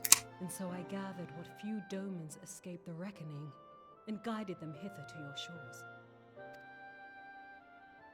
A war of succession? Then the Emperor... Forgive me. You said that Doma was under imperial rule, did you not? Doma is gone. Razed to the ground as an example to the other provinces. 12 have mercy. And your people? On a ship anchored in Vesper Bay, flying borrowed colors. Many were complicit in the rebellion, or akin to those who were. They will not come ashore until I send word that it is safe to do so. I sought an audience with your rulers, but was summarily refused. The lords of Ul'dah are not wont to entertain foreign refugees without suitable encouragement. Mayhap I was foolish to expect otherwise, but our supplies run low and we have young ones in urgent need of care. I have seen the tents outside the gates, however. We are not the first to seek asylum, nor will we be the last. Be that as it may, Ul'dah is no friend to Garlemald. Your tale would stir the hearts of many men and women here. The Sultana and the Syndicate will not be so easily swayed, but I shall see that you are granted an opportunity to plead your case. This is within your power? Well, far be it from me to boast, but I do have the ear of certain influential individuals. I am in your debt. Lady Yugiri, forgive me for observing, but your choice of attire seems like to evoke feelings of mistrust. Men are wont to fear the unfamiliar. We know this from experience. We seek only to spare the people of Ul'dah unnecessary disquiet. I shall defer to your experience, then. I thank you for your understanding. It seems I have urgent business with the Flame General. I leave our guests in your capable hands. I love the fact that she's hiding herself because she doesn't think that anyone will react well to an aura. Meanwhile, we're a Viera that comes from an entirely different fucking world. Not that we know that yet. If I may, madam, as I said earlier, we've been at sea for some several moons, and our supplies are all but spent. I have not the heart to repeat the tales of our tribulations, nor would it please you to listen to them, I think. Suffice it to say, however, sacrifices have been made. Though it shames me to beg for more than what you have already offered so much. Desperation compels me. Good madam, if you or your associates could spare any provisions, anything at all, it would go a long way to lessen the suffering of my people.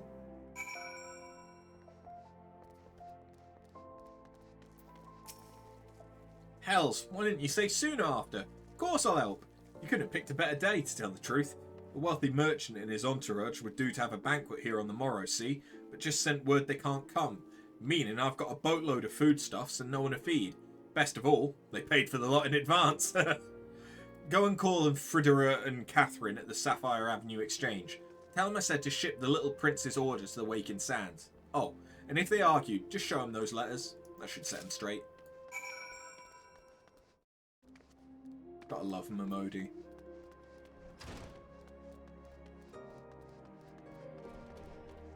I think she's my favourite Adventurers Guild representative. Like, Mioun's fine, but eh.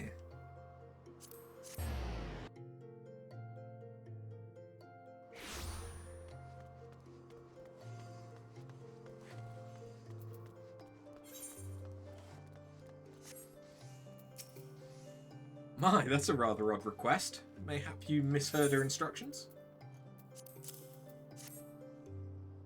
You know, you shouldn't encourage them like this. They'll start to expect it. You mark my words. She's in the business of feeding refugees now. I ain't normally one to question Mistress Momodi's judgment, but that doesn't seem wise to me. I'll not speak for the children, but if you ask me, any man that can't earn a crust deserves to go hungry. Okay. Give him a job. Help him to earn. If you don't want to feed them directly, give them the opportunity to feed themselves.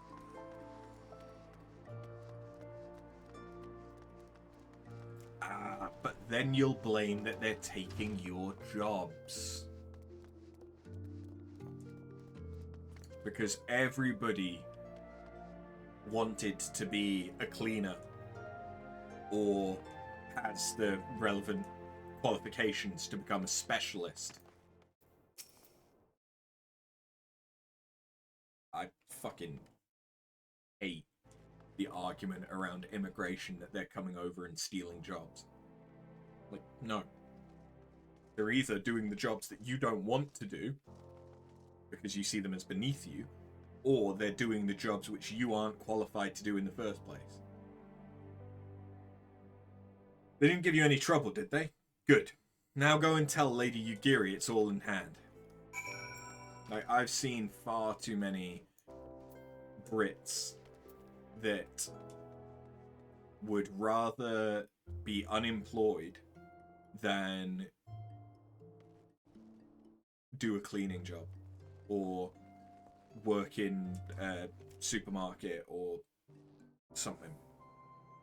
But then there'll be, like, for example, I've worked with quite a lot of people from Nigeria. I've worked with quite a lot of people from India and the surrounding regions, and things like that. I have worked and lived in areas that have quite large Asian communities and Arabic communities. But I've also worked in call centers and hospitality and things along those lines, where even if I'm not, you know, directly doing the cleaning job, I've interacted with people that do work as cleaners professionally and things like that a lot. And generally, it's the Brits that are the insufferable ones, and it's the people that have come over from other countries and are trying to, you know, pay for their education, or are trying to put food on the table for their family, that are the much more pleasant to be around and interact with. So I say, fuck it, let them have the jobs. I dared not hope for such magnanimity, much less expect it. Mistress Momodi is generous indeed. I shall be sure to thank her most humbly.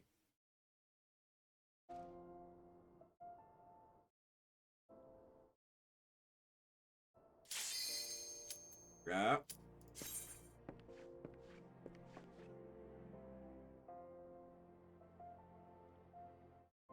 I don't want to read this because we're probably going to just have to come back and start it again. If the DPS will queue up.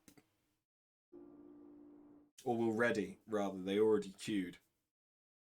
There's going to be at least one DPS that doesn't ready for this.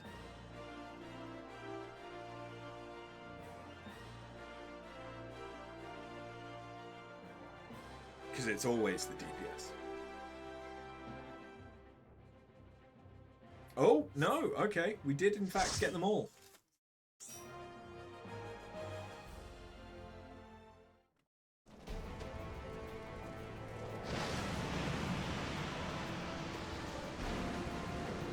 Welcome to the Labyrinth of the Ancients.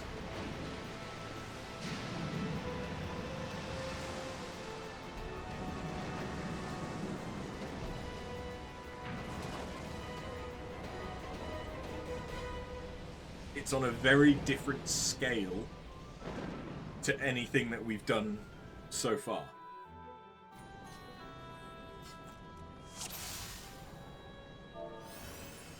And we have 3 parties of 8, or 3 alliances of 8 that make up the total instance. So the good news is that generally for alliances and alliance content, it doesn't really matter if you don't know what you're doing, because there's 23 other people to make up for it.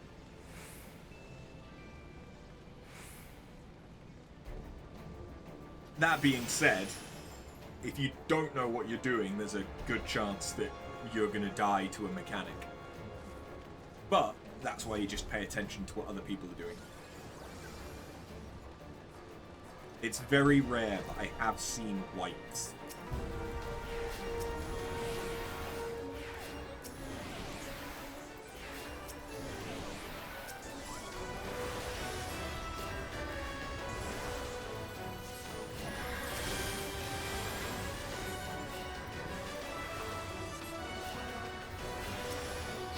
as a healer, I'm going to end up spending far more time looking at the health bars in the top of the screen and along the alliance bits here than I am paying attention to anything else that's going on.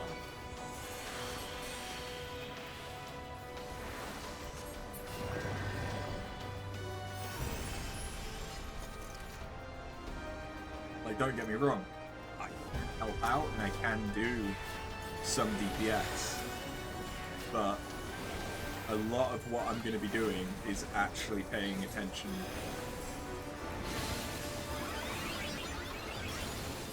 to those health bars.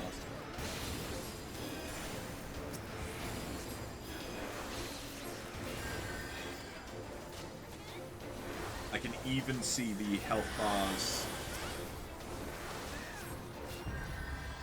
for the other alliances, although some of them are hidden behind my head. And so I can use that to help heal the other parties.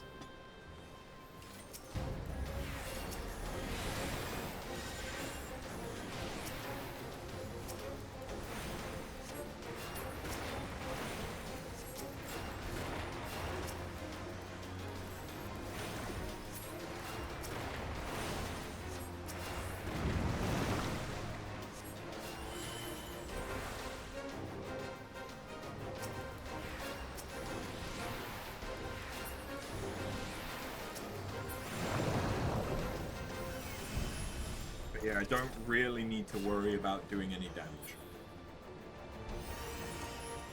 Or trying to optimize the damage that I do.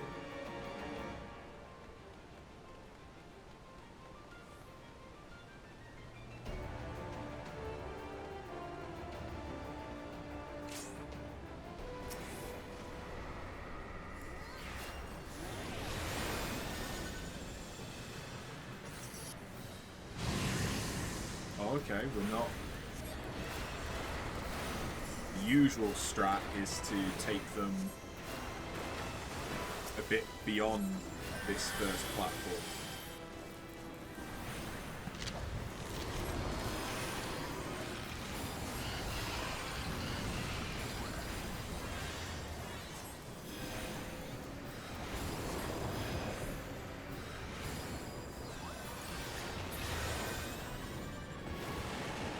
Yep, zombie dragon, or bone dragon,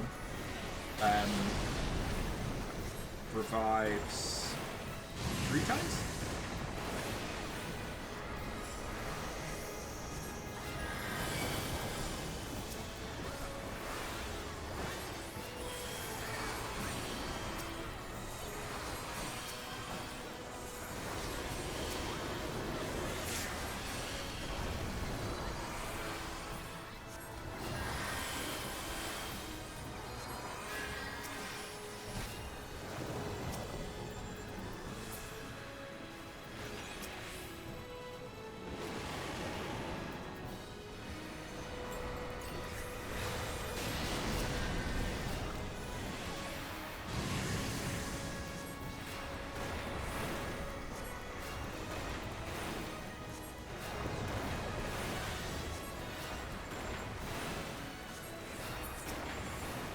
There we go, that's it done.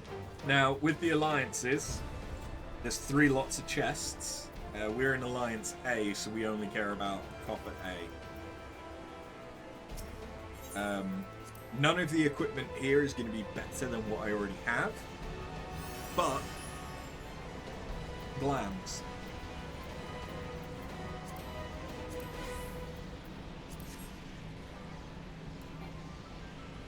So I'm going to be rolling for everything.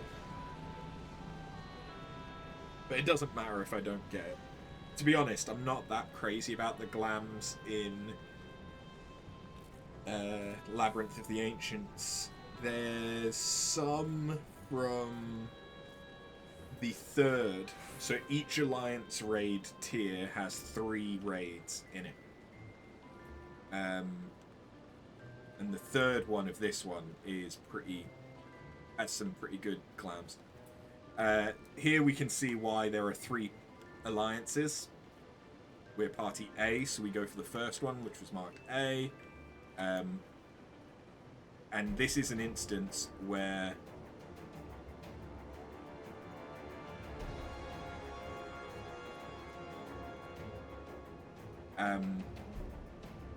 These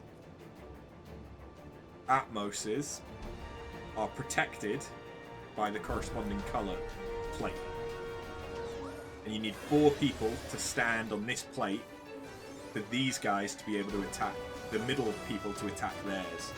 And we need the people on the far one to stand on theirs and so on. So you can only hurt the boss if other people help.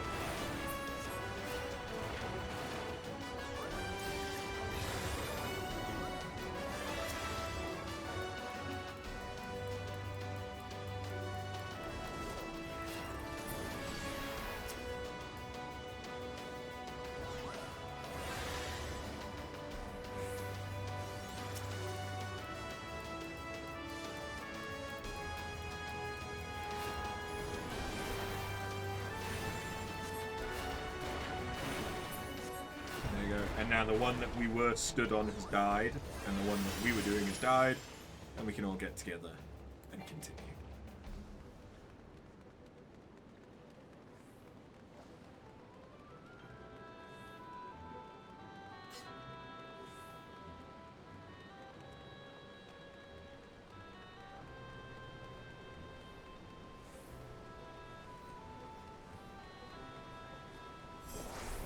There's quite a lot of mechanics that are going on here, and in all of the Alliance raids.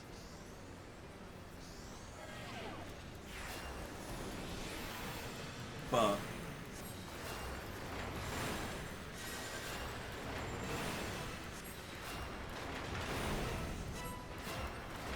you can kind of muddle through them. Like for this boss, only people with this debuff can attack the boss.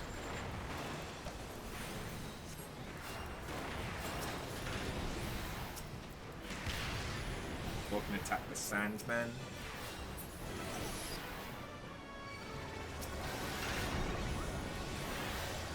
Something like that.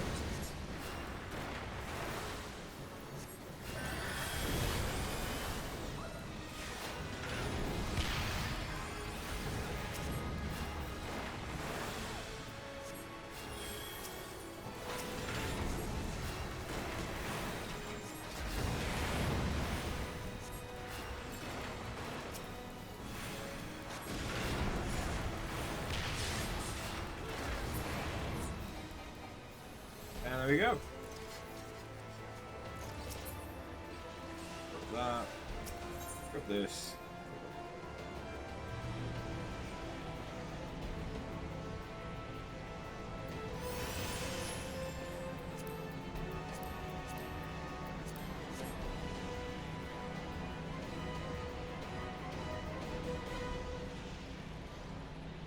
Depending on the Alliance raids, sometimes they can be quite quick. Like this one isn't that long. I think you can generally complete it within 15-20 minutes, easy enough. But some of the other ones later on, they're going to take considerably longer. Okay, we got the crown.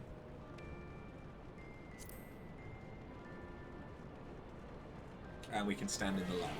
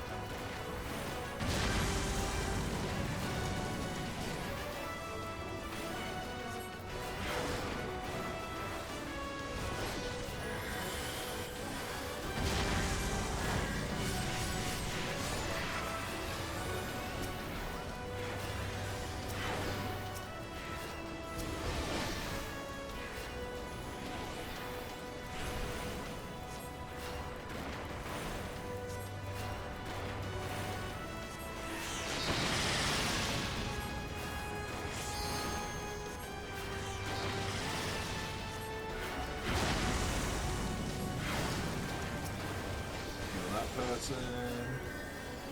Medic 2.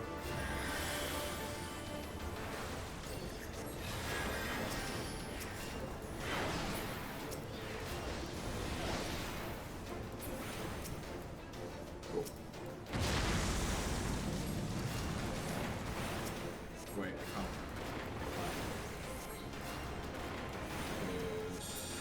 All of them are down. Oh no, they all are down.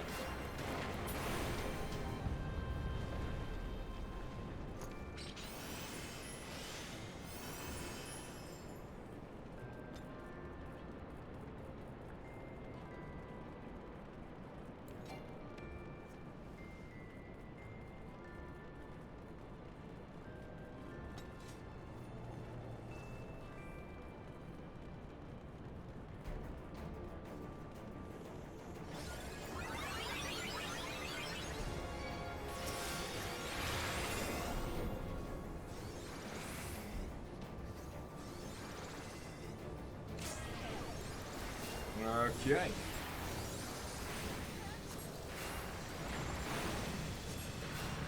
So yeah, this fight has a constant damage over time.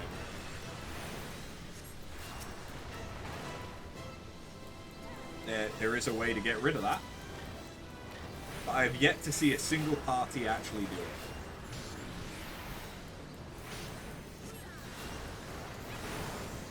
What is important though is you get behind a rock for that.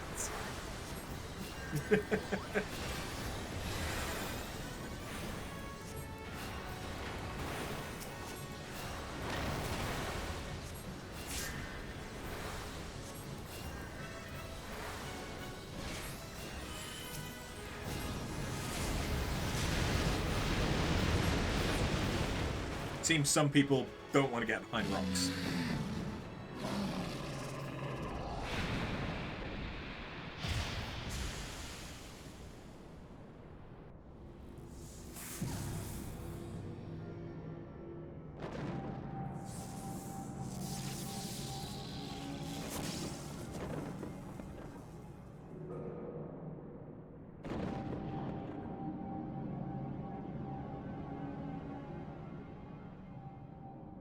Just like Demon Souls.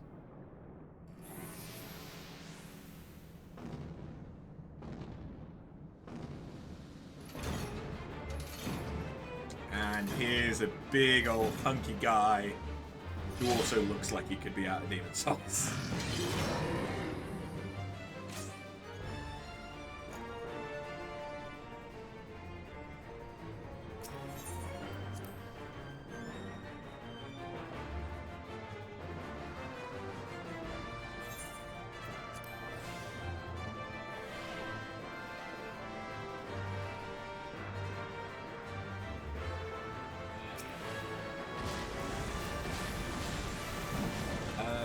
This boss has a mechanic that can instantly wipe the entire alliance if people aren't careful.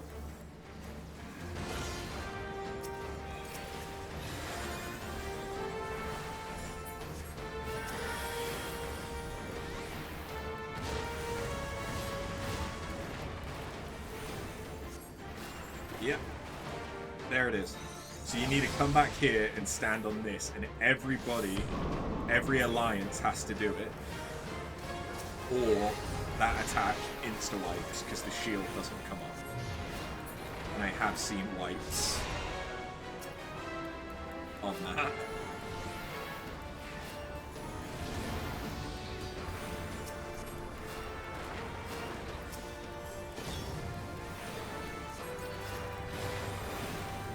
They're rare. They do. But I think we might get through this without him doing it a second time.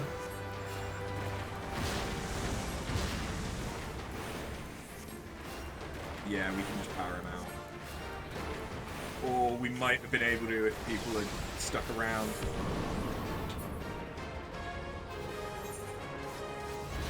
So it is possible to kill him without that second one going up, but everyone needs to commit.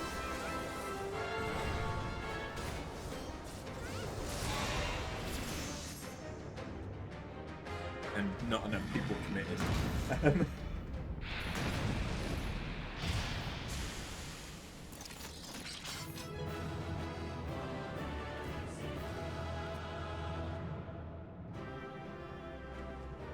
There we go. That's Labyrinth of the Ancients, the first of the Alliance raids. And one of the least interesting. Now, by my own rules, that counts as a death.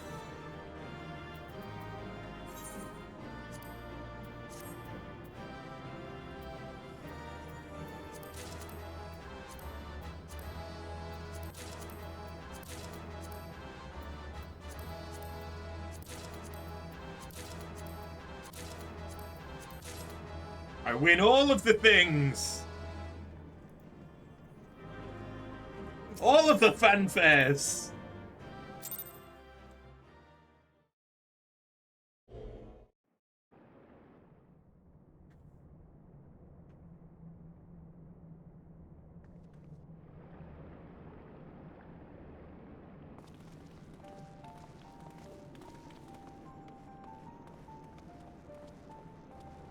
Oh, thereafter.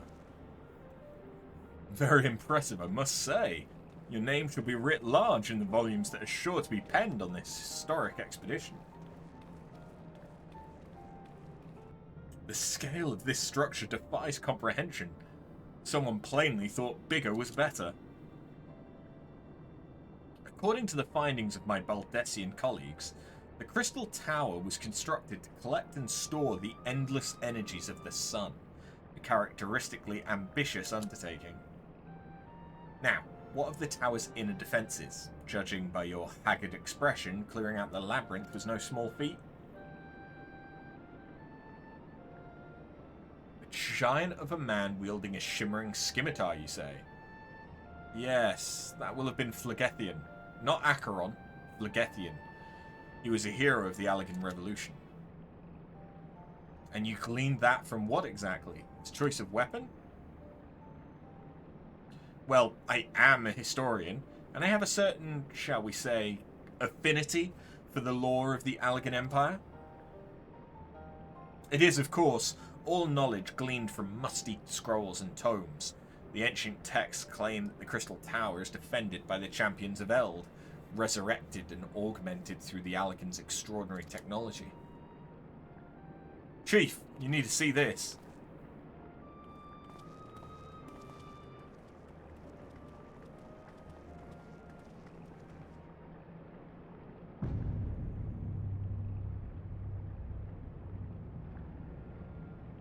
Well, well, there it is, the foot of the tower.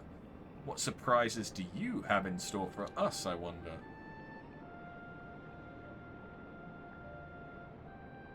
I can't tell you how glad I am to have you with us on this little jaunt. Had you not beaten a path through that maze, I very much doubt we'd be standing here now. Well, we've much to discuss and digest. Let us retire to St. Koinek's Fine for the present, and there plan our next step. Lest there be any doubt, our expedition has some way to go yet.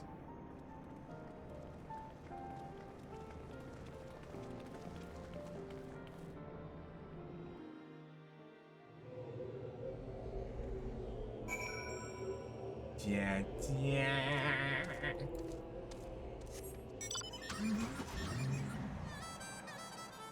Vroom, vroom.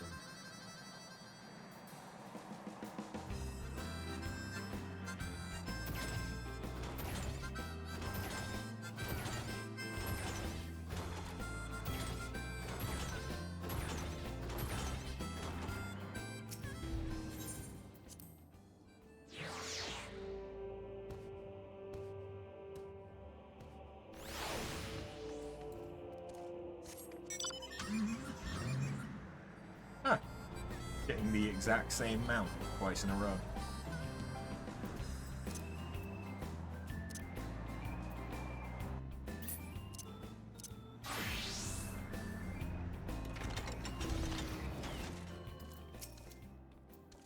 So good of you to join us after. Our meeting would be dull indeed without a full account of your experiences in the labyrinth. Take a moment to collect yourself, and when you're ready, we shall debate how best to proceed.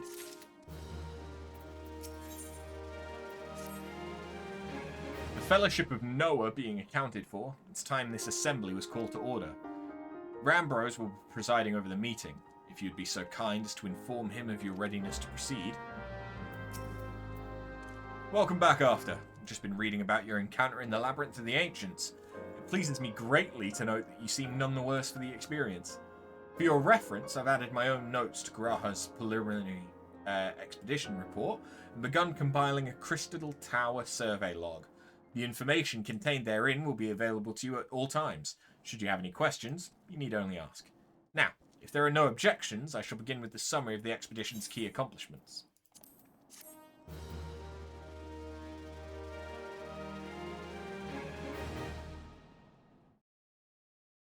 In the course of this, our first foray into the grounds of the Crystal Tower, we succeeded in neutralizing the structure's outer defenses, before proceeding to secure the maze surrounding the base of the spire.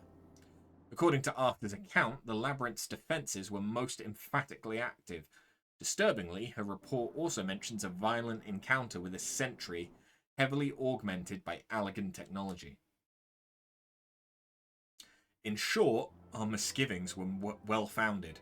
The Crystal Tower was not simply thrust above ground by the chaotic shifting of the earth. It has somehow been reawoken. If, as seems increasingly likely, the tower's secrets should prove too dangerous to share with the world, we will have no choice but to contain them. Short of levelling the place, this will almost certainly involve returning its mechanisms to a state of dormancy. To do that, however, we will first need to address the question of how they work. The answer to which must surely be waiting for us inside the tower itself. In conclusion, that is where we must go. A task rather easier said than done, if the perils of the labyrinth are any indication.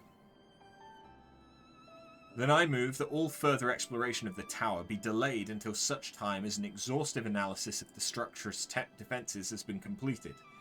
Master Garlean, may I entrust this task to you? It would be my pleasure. Don't forget about us. It's like you said, Chief. We founded the Ironworks to make sure that technology was used for the right reasons. That means making sure it's not used for the wrong ones. We wouldn't be doing our jobs if we didn't see this through to the end. Lads, well, I hope you're ready for some back-breaking chores. Well, everything seems to be in hand here, so I shall take my leave of you for the present. If I am to witness this valiant tale unfold with my own eyes, I must needs hone my martial skills ere we ascend the spire. You'll do nothing of the sort, Graha. Your knowledge may prove useful to Master Garland's investigation. As an observer, I am not, strictly speaking, subject to your authority. Pray, do not mistake my intent, After.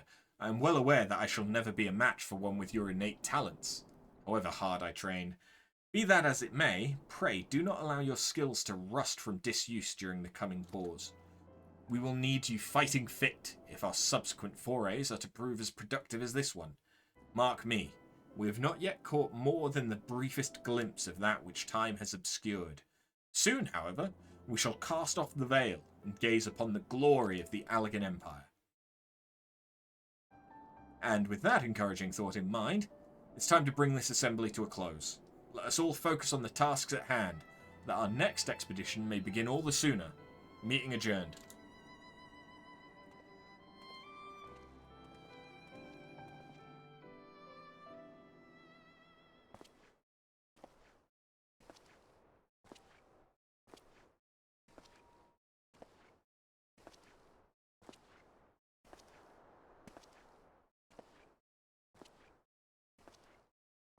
Such a terrible mess. Yet it does leave the door wide open, so to speak. One cannot help but be impressed, and beginning to understand the reliance you place on adventurers, old friend. So this is the legacy the Allagan Empire left behind. If my readings are correct, the energy source waiting atop the tower is a match for even the Ultima weapon. Nay, more than a match. A new toy for me to play with. Oh my god! Who could have guessed? It's Nero! I believed the fates had conspired to deny me my just rewards once again, but it would seem they had a greater destiny in mind for me. Pardon me. And so long as my ambition burns, I shall strive to seize it. The dream lives on, Cid. Do not disappoint me.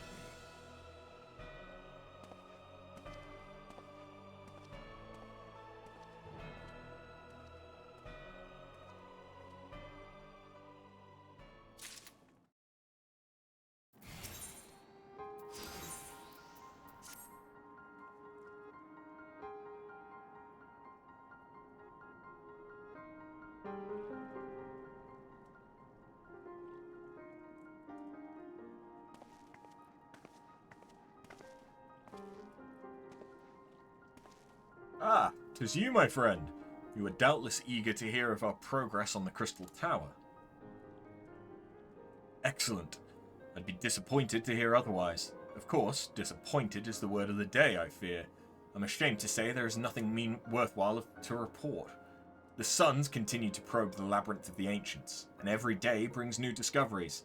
Alas, the same cannot be said of the Crystal Tower proper. We've not been able to set so much as a single foot inside it. You will recall how the 8 sentinels stood between us and the labyrinth initially. In like manner, the entryway into the principal spire, Circus Tower, the Alligans called it, is also protected by technology far more advanced than our own. Cid and I have tried every trick we know, but without success. Frankly speaking, we are at a loss. It is discouraging, but we cannot give up. There must be a way in. And so the situation stands, my friend. Until we gain entry into the tower, I fear your talents shan't avail us. It will require time that I am loath to waste, but I have a mind to set my people to scouring such ancient texts as we have on hand. Perhaps we can be of assistance. And you are? Be at ease, friends, for we share the selfsame goal. I am Une, and my companion is called Doga. We are scholars of the Allagan civilization, sent by the students of Baldessian to assist in your endeavour. And you just so happen to be dressed very uniquely with red eyes. Une and Doga. Rather unusual names for this day and age, if I might be forgiven for observing, but I digress. You claim to be here at the student's behest, but we've received nary a word of your coming. I'm sure you'll not take it amiss if we seem somewhat doubtful. We can only assume that the message failed to reach you due to some mishap. I assure you that we are here to help.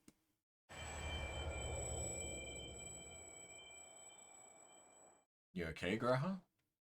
What is it, Graha? 'Tis nothing. There was a pain, but it has subsided. Well, well, this is rather unexpected. Your right eye is the same as ours. The same? You have the Allagan eye as well? This sanguine hue is said to be a trait unique to the Allagans, yet I inherited it from my father, as he did his. Only one child in a single generation is born with the eye. All my life I have sought to learn the truth of its manifestation. If there is aught you know, I implore you to tell me. My deepest apologies, but we have no answers for you. Only one thing is certain. Those who possess the trait are bound by fate to Allag. As your eye has placed you upon the path you walk, so too have we come here to fulfill our destiny. Absurd though it may sound, it is the truth. It seems to me we have naught to lose by accepting their aid. What say you? If that is your wish, then so be it. Yet know that I still mean to verify your story with the students of Baldessian when I am able. I trust there will be no objections? Very well. As of this moment, I name Une and Doga advisory members of Noah. Without further ado, let us have them examine the Circus Tower entrance. I promise you'll not have cause to regret your decision. After. I should be much obliged if you were to accompany our new friends to the tower. Biggs and Wedge are presently surveying the 8 sentinels. The 2 of them can show you the way. Upon arrival, pray report to Master Garland. He'll brief you on the situation. I shall join you after, with Une and Doga's knowledge, along with your uncanny knack for setting events in motion. I am hopeful that we will finally see progress.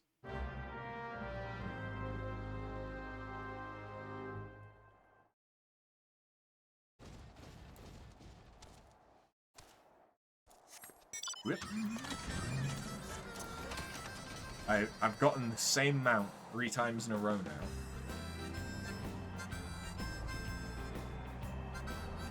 Are they trying to tell me that this is Alec technology?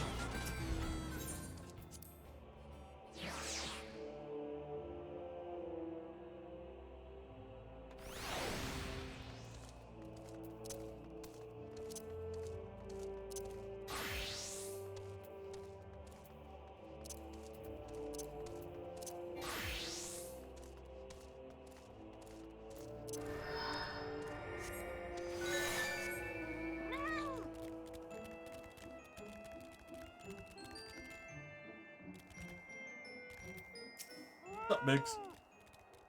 Well, if it isn't after. Eager to enter Circus Tower and kill everything in sight, no doubt. As I'm sure you've already heard, though, the place is locked up tight as a clam. New friends from the students, you say? Excellent. It's been slow going, or rather, no going for the chief. He'll appreciate the help. If you'll just follow me, I'll take you to him.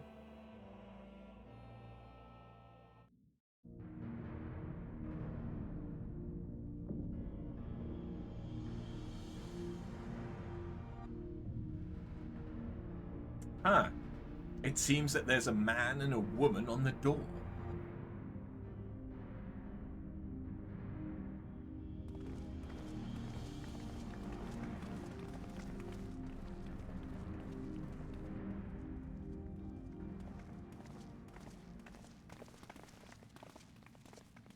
Ah, some old faces to lift the spirits, and a couple of new ones besides.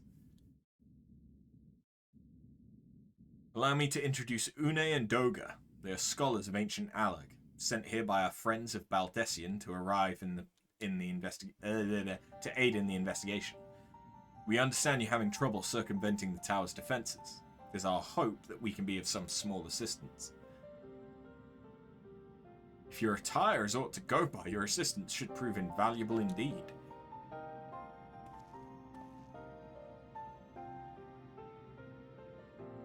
To begin with, let me tell you where we stand. Beyond rises Circus Tower, the principal spire of the structure collectively known as the Crystal Tower. The only way to get inside is through the proverbial front door, the imposing gate you see here. Problem is, we can't get it open. It's sealed by some mechanism whose workings are an utter mystery to us. Having had no success via more orthodox methods, I went at it with everything from a pickaxe to a Magitech cannon. Nothing so much as put a scratch on it. For a blessing, the gate doesn't try to reduce us to ashes like the 8 sentinels, but that doesn't make it any less effective a security measure. It's fiendishly frustrating in its simplicity. The only clue that we have is the elaborate device carved upon it. A man and a woman respected. Allegan royalty by my judgment. Precisely who these individuals were, we cannot say, nor do we know whether the device actually serves a purpose. Like as not, it's purely decorative.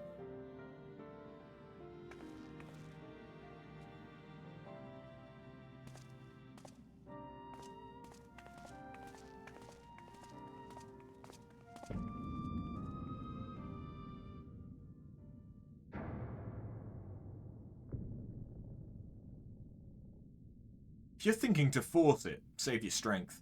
It's no use, just ask the calluses on my hands. Rest assured, we do not mean to waste our strength. Indeed, why should we exert ourselves when the gate will open of its own accord?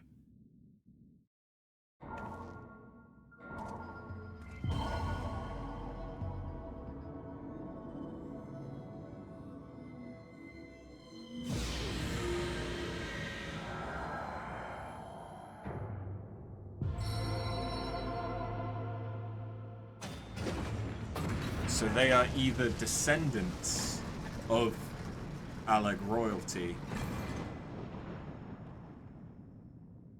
or are remnants. I don't think any of us expected that to happen. Seven hells. What is this? What did you do? What are you?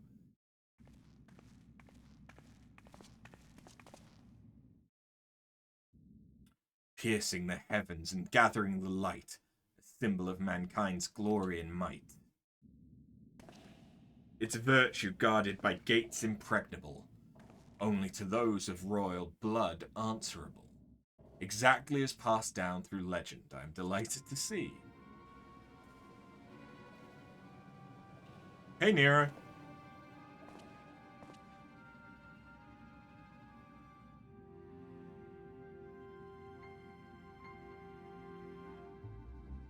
Beg pardons for interrupting your bewilderment. I couldn't help but notice the remarkable playthings you've acquired. Nero, you're still alive? Garland. If I didn't know better, I would say you weren't happy to see me. But I jest.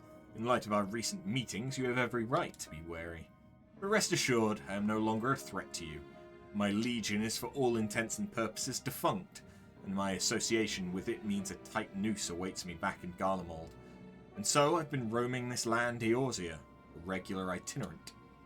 In the course of my wanderings, I chanced to catch wind of your latest venture. It sounded positively fascinating, and so I decided to come here and join you. After the wrongs you've committed, you think us that gullible?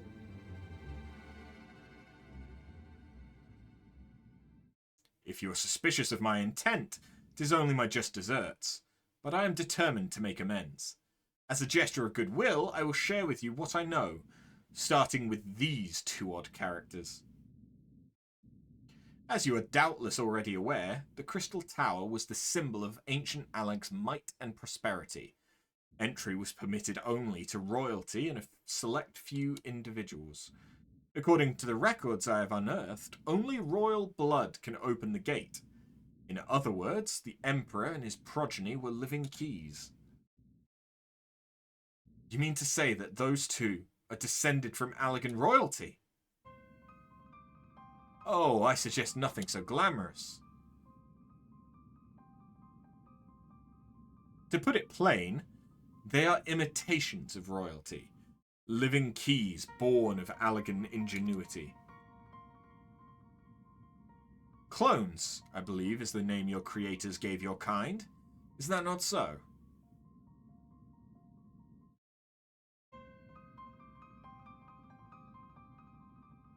'Twould seem that the time for concealment is past. Pray, accept our apologies. 'Twas not our intent to deceive. We simply wish to avoid causing undue alarm by prematurely making that what many would consider deranged claims. If it please you, let us return to the 8 Sentinels. There is much and more to tell.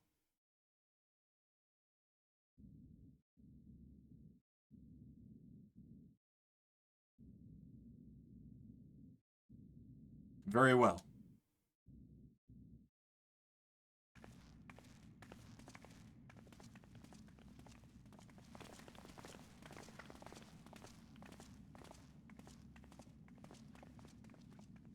Seven hells. Do you seriously mean to follow us around? Come, Garland. You know me better than to think that I spoke in jest. What more will it take for us to be reconciled? A gift, perhaps?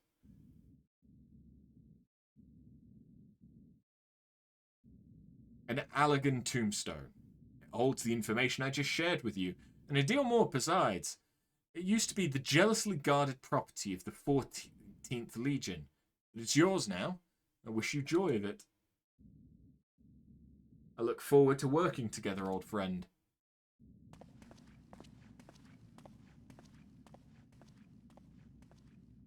Yeah, I trust him.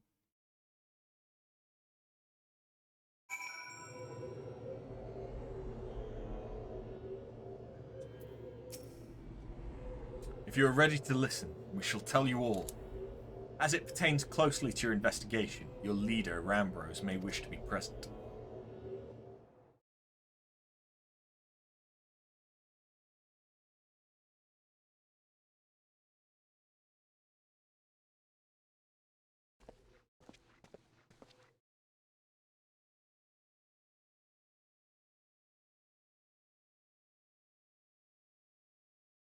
Before we begin, pray, allow me to apologize again. It was not our intent to deceive you. As you will have already gathered, we are not scholars sent by the students of Baldessian. Nay, we are clones, copies of people who once existed, given life through Allegan technology. This is rather a lot to take in. If it would not be considered unseemly, might I ask why you and yours were created, and more specifically, what it is that you now seek to do? Answering your questions requires that we revisit Allegan history. Pray, bear with us. The Allegan Empire reached its zenith long before our kind came into being. In that glorious age, the Crystal Tower stood tall as a symbol of Allegan pride. Parents took their children there, that they might learn how the nigh limitless energy is produced, brought prosperity to the whole empire. That prosperity, however, bred decadence, and the empire began to show signs of stagnation.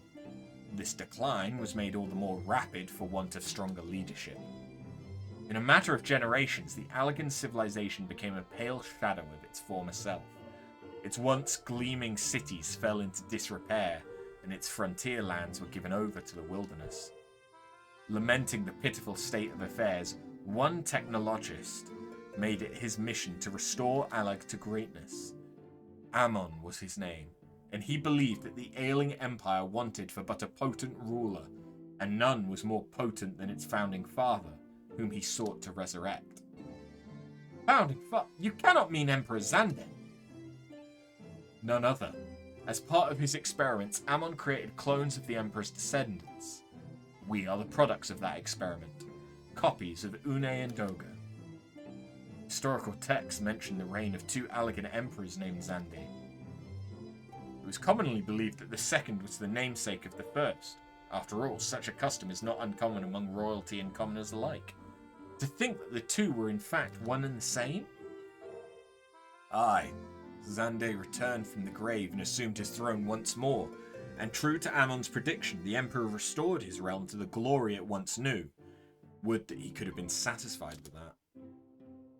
In his previous life, the Emperor desired to bring the entire world under Allegan dominion, an ambition that ultimately went unfulfilled. Having been granted a second chance, he was determined to succeed. Realizing that he needed more power to wage his war of conquest, Xande turned his sights towards a forbidden source, darkness. In order to learn how to harness this power, he converted the Crystal Tower into a restricted research facility. Darkness. Again? Seven hells, what is it with megalomaniac rulers turning to darkness in their lust for power? Well, at least this one won't be bothering us, being thousands of years dead and all. Would that you were right, Master Garland.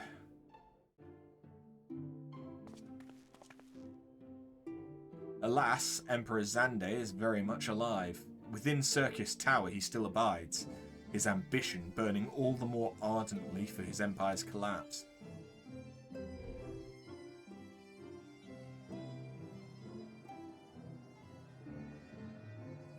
Wielding the power of darkness requires prodigious amounts of energy that not even the Crystal Tower could produce.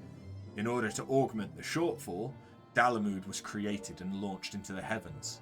On high it hung, gathering the sun's energy and channeling it to the tower below. However, a miscalculation resulted in a surge of energy that escaped into the land. This triggered an earthquake of unprecedented violence, the calamity that ushered in the Fourth Umbral Era. In the blinking of an eye, the mighty Allegan Empire was laid to waste. Yet, even as the Crystal Tower was sinking into the earth, the technologist Ammon, now Emperor Xande's closest aide, invoked powerful magics and halted the flow of time. Every soul within the structure, the Emperor included, was placed in a deep slumber. In that state they were to remain until the time was ripe to awaken.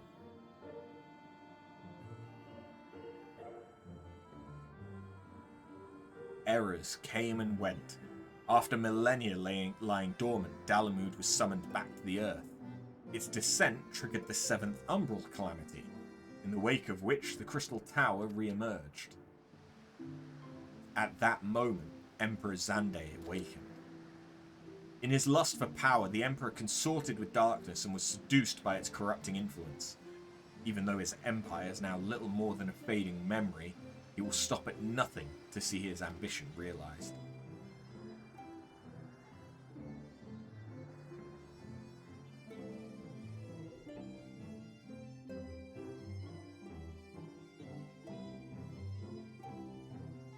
It is for no other purpose but to put an end to Xande's madness that we exist. This is the mantle we have inherited from our namesakes, the true Une and Doga. Fearing what might befall the world, the two of them sought to thwart their emperor. They gave unto us their will, that we might carry on their mission should they fail. When we came to our senses within the Crystal Tower, we deliberated a course of action. Concluding that we alone could not overcome Xande, we struck out to find a worthy ally. It has taken years, but our search is finally over. It is no ordinary woman who can cut a path through the labyrinth of the ancients. With you as our champion, Afterburn, we are confident that we can end Xande's dark ambition once and for all. Well, that'll teach me for speaking too soon. Setting my chagrin aside, I see now why you knew about the students of Baldessian among a host of other things. You were observing our investigation the whole time. So what will we do now? The world's in grave danger again, and it just so happens you're an expert at saving it.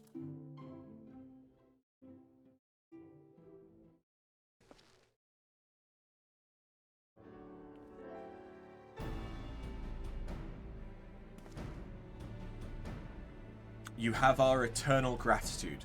Together, let us see the Garlean Empire's dark past laid to rest.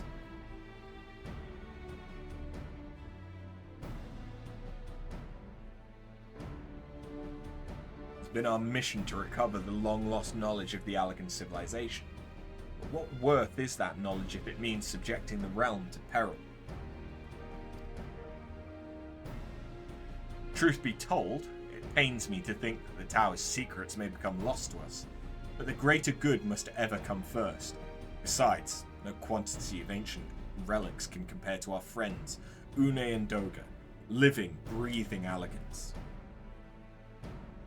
And so I hereby declare a change in Noah's objective. Henceforth, we shall direct all effort towards sealing off Circus Tower. Its dark secrets must never know the light of day. After, as you did for us within the Labyrinth of the Ancients, I would have you enter the structure and eliminate hostile elements. Suffice it to say, this includes Emperor Xande himself.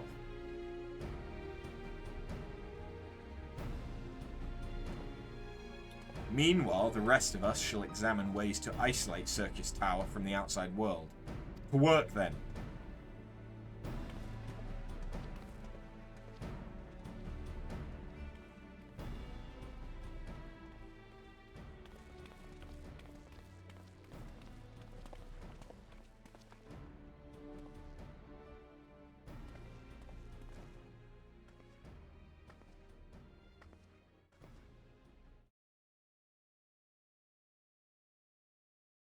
Wait, there's something I must know. My right eye is like yours. Does this mean...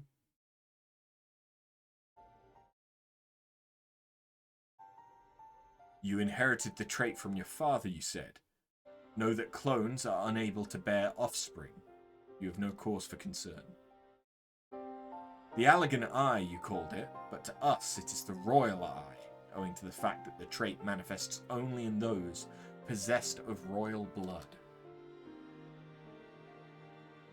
I cannot well explain why the eye runs in your line, but I am disinclined to think it a coincidence. Though you are doubtless impatient to learn the truth, Pray, have patience. All will be revealed in due time.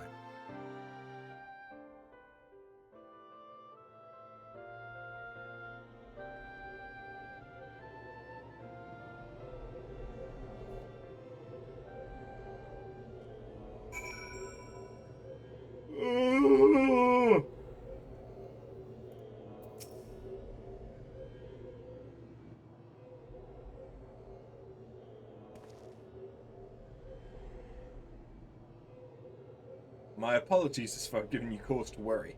I'm quite well, I assure you. As you can appreciate, there has been much for me to think on. But now is the time for action, not idle thoughts.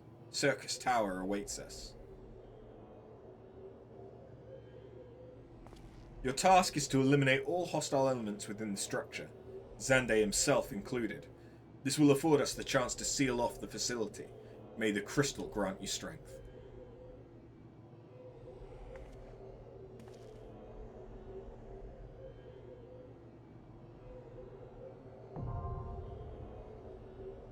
Yay!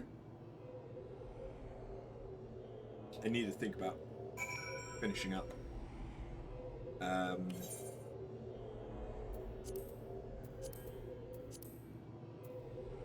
We've got the Alliance raids. 1. Cool. Okay. Well, I want to do Circus Tower.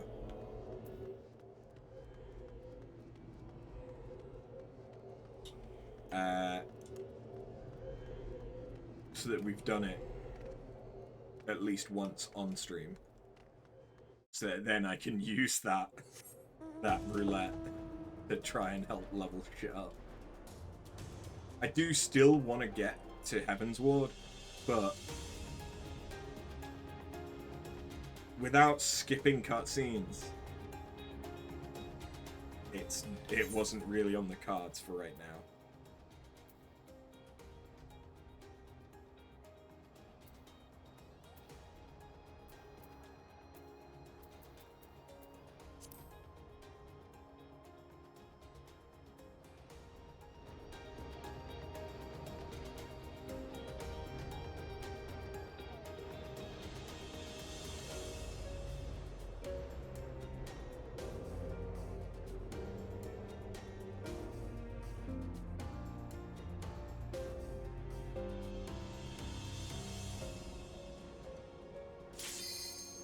There we go. Then we'll do this one as Scholar, because the experience will have more of an impact on our level.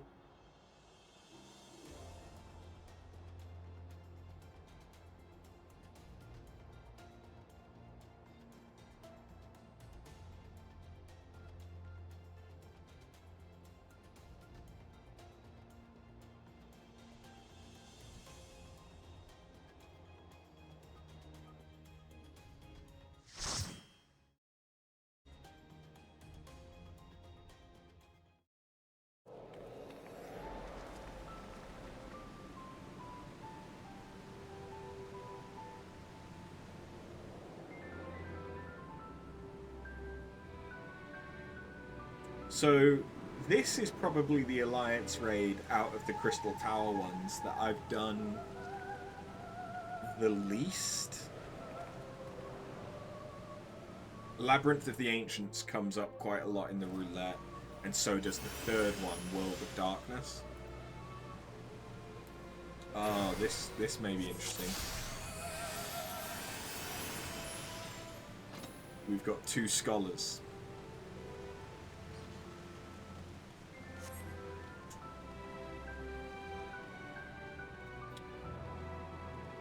So our alliance is 2 scholars, and the other 2 alliances are an Astro and a Sage. No, and a White Mage.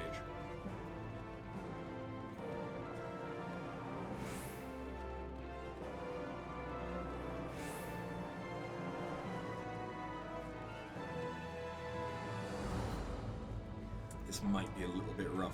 We're also in Alliance C this time.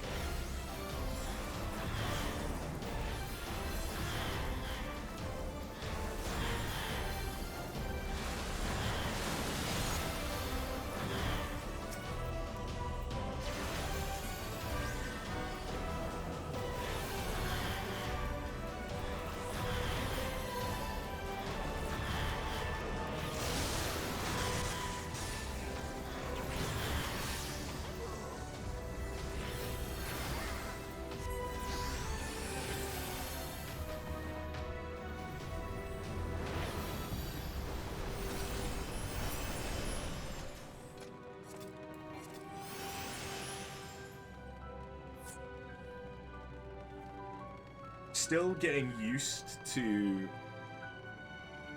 healing as a scholar.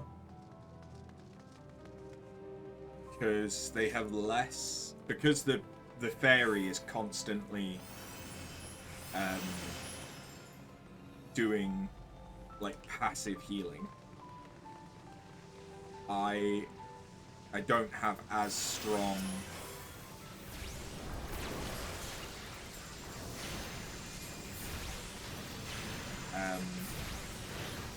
normal healing, active healing, I guess.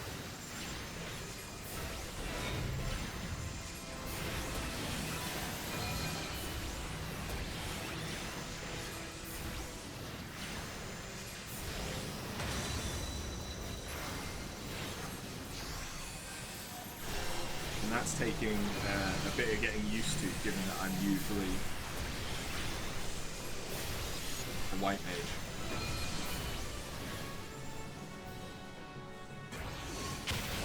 So if I remember rightly, I need to guide these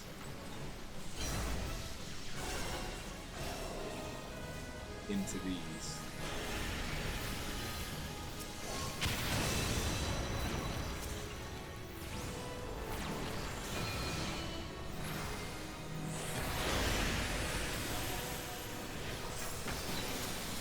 Activate the fairy.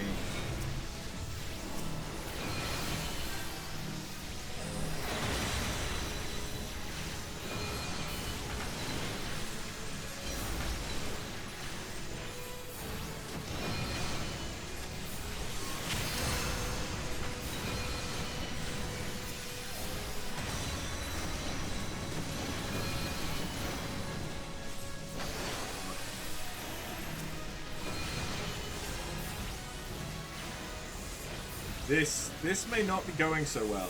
Oh, if she does Ancient Flare, I think that's an Enrage.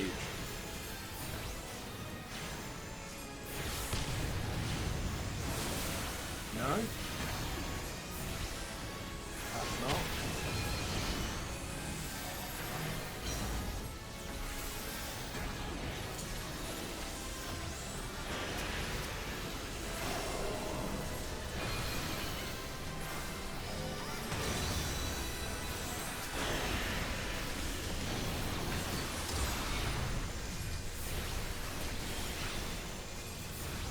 These are some of the most mechanics that I've seen go on in this fight.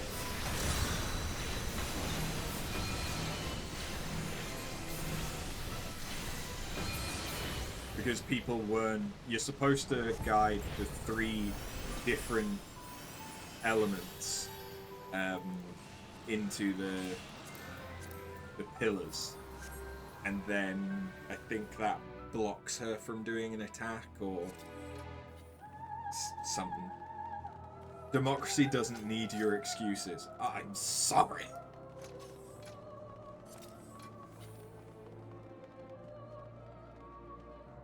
Oh look, it's Acheron. A smaller version of Legethion.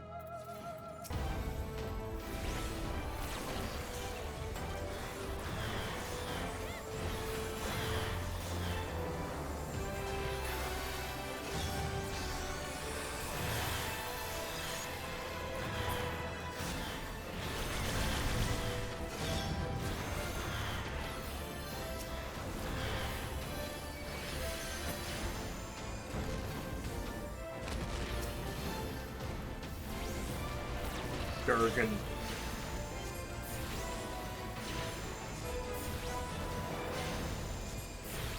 And now we have clones to deal with as well.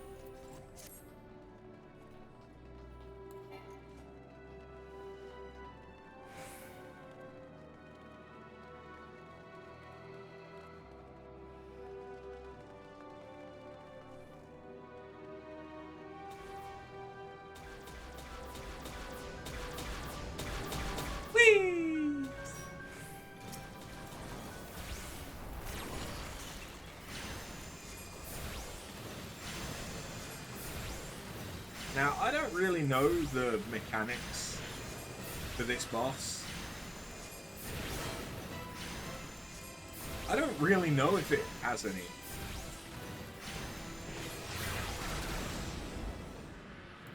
Like, you don't want to stand in those.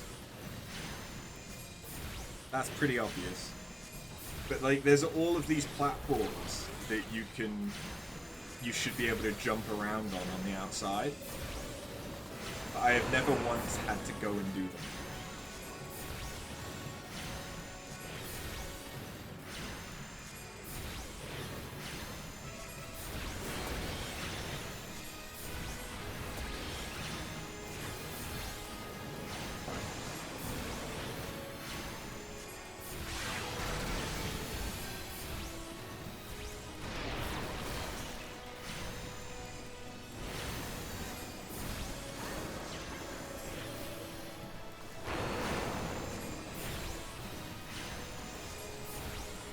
I think you're supposed to stand in that circle to attack the clockwork things.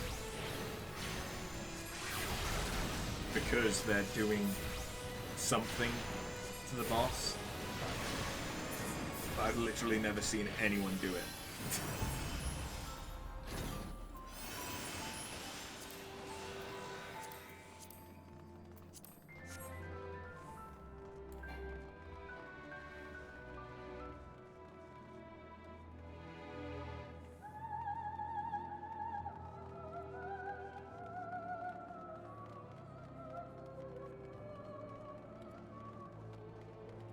Ah, yes. Now the red dragon.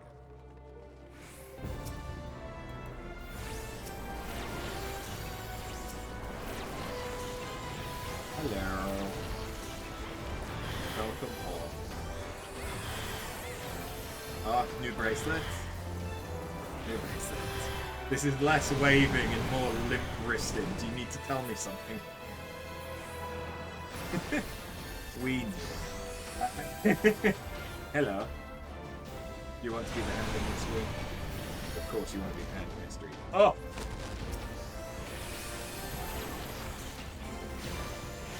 Looking forward to Sunday stream. Sunday stream. Okay. I am planning on finishing up once I am done with this dungeon. Which I am most of the way through. So you will not have to wait long for going up. Neff is flossing off camera. Been a while since you've flossed. I don't know, it just came over me. Yeah. Don't know why. That's usually a sign that you're mad. Did we not already come to this conclusion earlier? Kinda, yeah. But you've also been around teenage girls all day. And took them to a party. Oh, did you?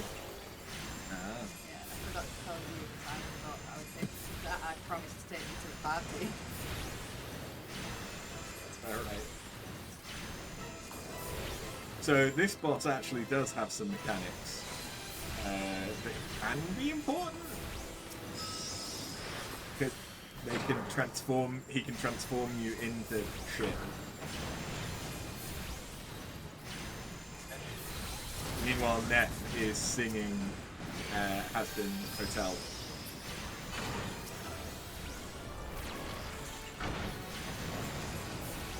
Yes, of course, the Cum Cum. What? The Cum Cum. What? That's what they're called! What? What did you call it? The Cum Cum. What? It's important Stop. to kill the Cum Cum. Stop. Stop saying it. Please. I beg. Kill the Cum. Look, see, thrills with me. God damn it, no.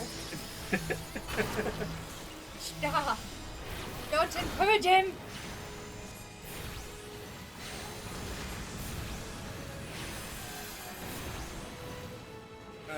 I have orb.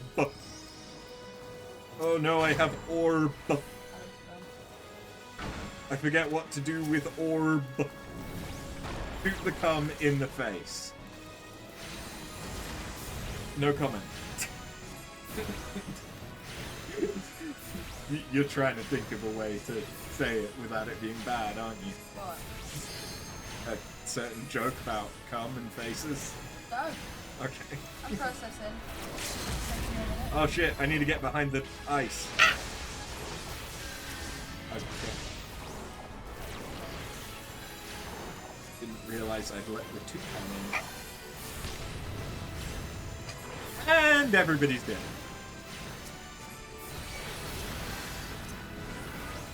We will revive them.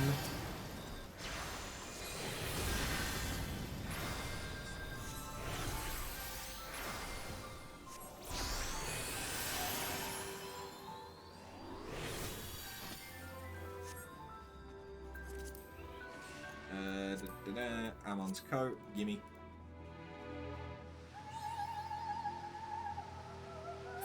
Now, Zande has some interesting mechanics. He also happens to look like Asura from Asura's Wrath. You fight valiantly, mortals, but to no avail.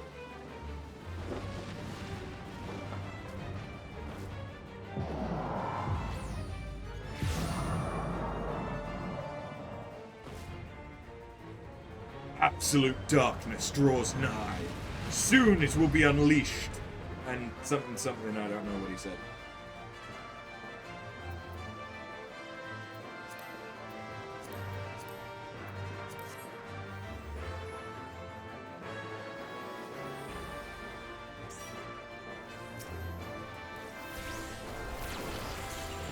It would be nice in Final Fantasy VII Part 3 if all the party got in on the fight, even if it's like 1 damage each. Well, they kind of already do that in Rebirth. Because you, if you've got ranged characters in your back party, they'll do ranged attacks.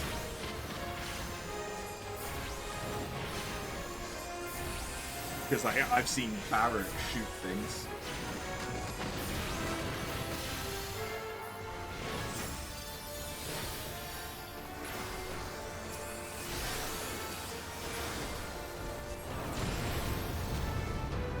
Yeah, they do it just from a distance. Would be cool if it was like this and all flashing.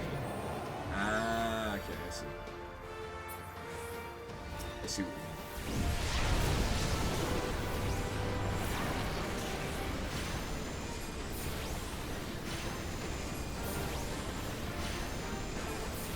I would kind of like, obviously, if your party dies, you can still do synergy attacks with your back party. I would kind of like having the option to do that more.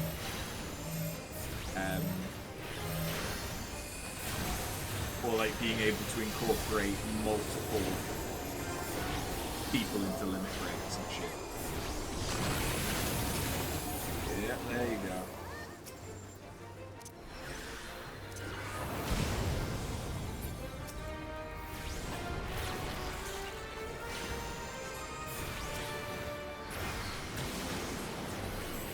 That's what you get, you damn idiot.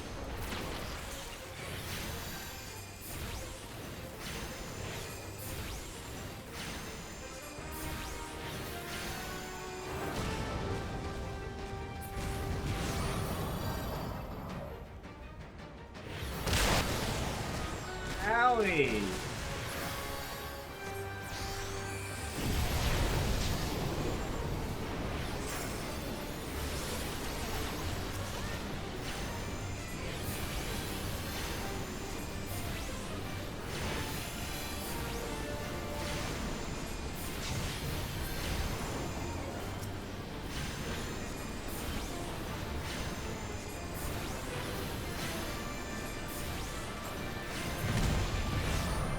I would also like seeing Kate riding Nanaki whilst they're both in the odd party.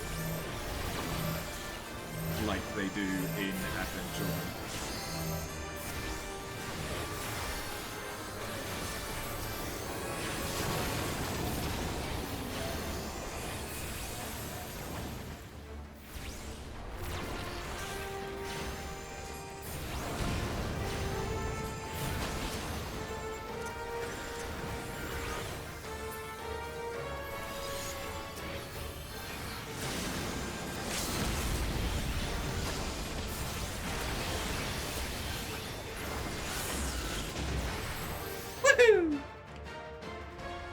I know that I didn't really talk much about the actual game during that last boss, but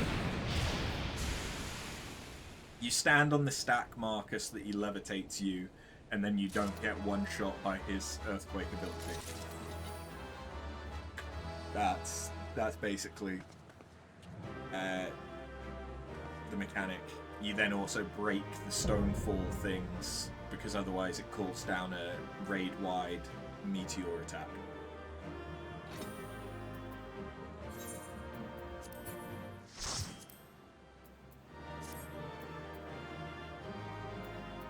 Gimme! Gimme! Gimme! Oh, I can't because I already have that. Gimme! Gimme! Gimme! Gimme! Gimme! I got them, despite you saying no.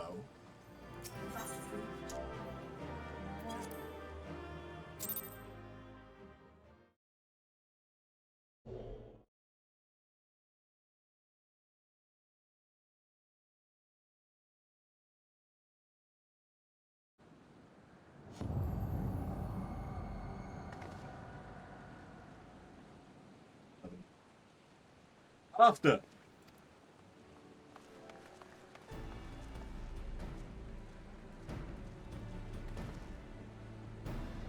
You did it. You defeated Emperor Xande. Empires may rise and fall, but man's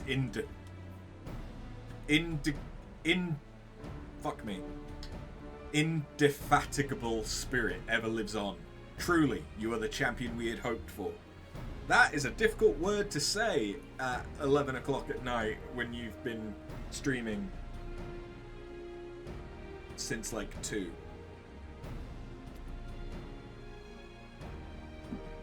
With Emperor Xande now at eternal rest, his dark legacy may be undone. Oh, and now he's wearing armor.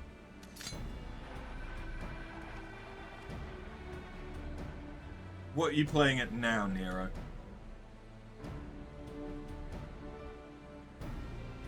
In case you hadn't noticed, Garland, these are dangerous surrounds. Can a man be faulted for exercising due caution? At any rate, you needn't mind me. I'm perfectly capable of looking after myself. Go on and finish what you came to do.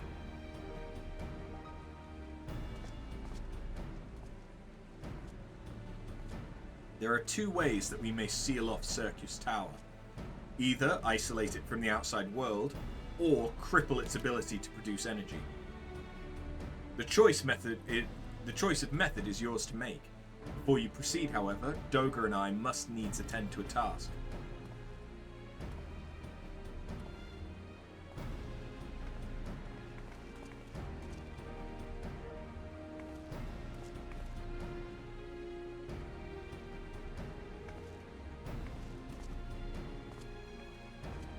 That distortion, what is it?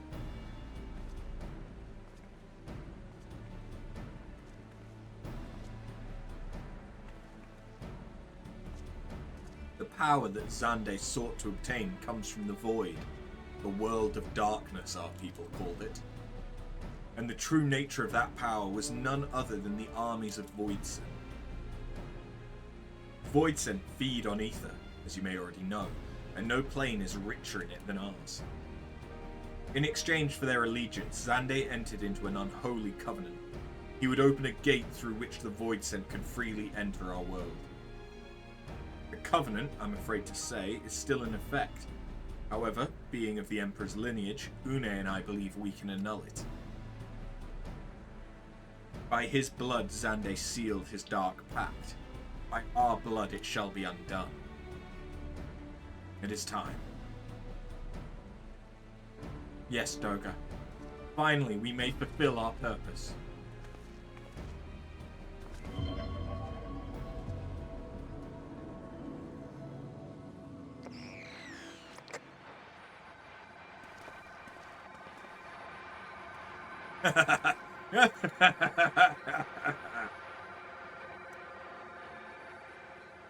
Oh, be still, my beating heart. For a moment, I feared that this outing would end in disappointment, but my readings were not mistaken. Not even the Ultima weapon compares to this. What are you going on about?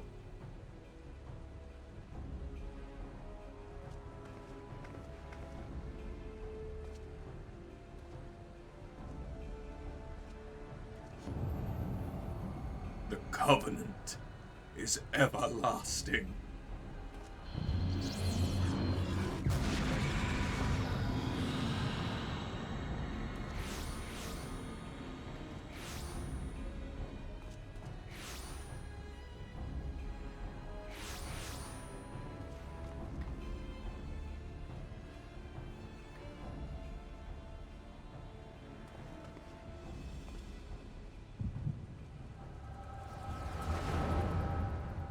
The echo.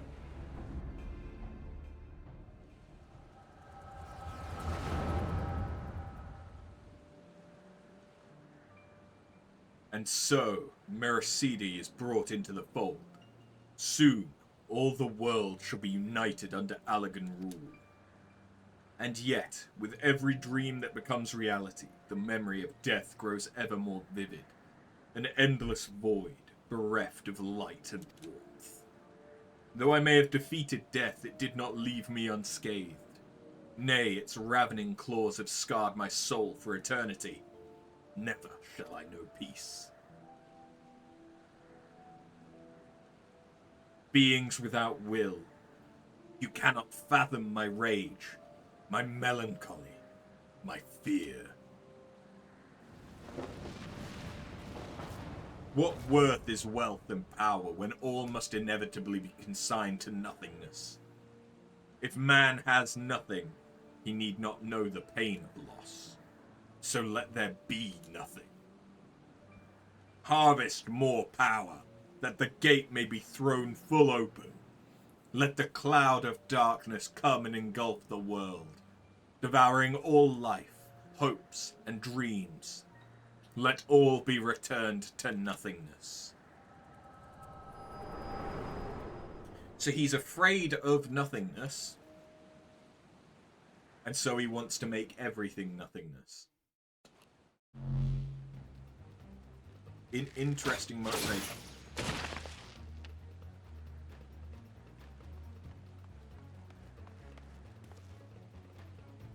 After, pull yourself together.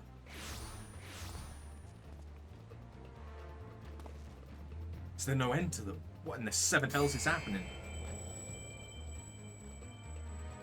Oh, now, damn it.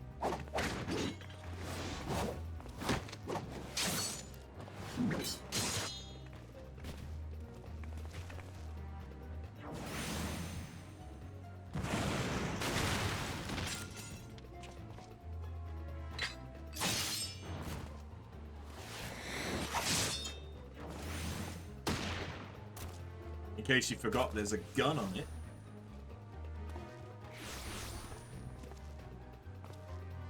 Nero, were they part of your grand plan too?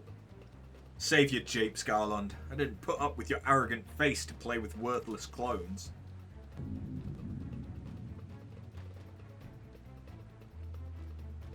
Something controls them. A void scent, and no ordinary one at that. Doga!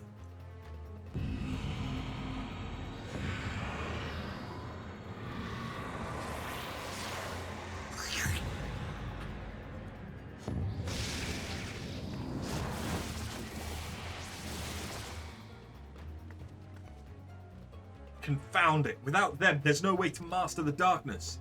That power is mine.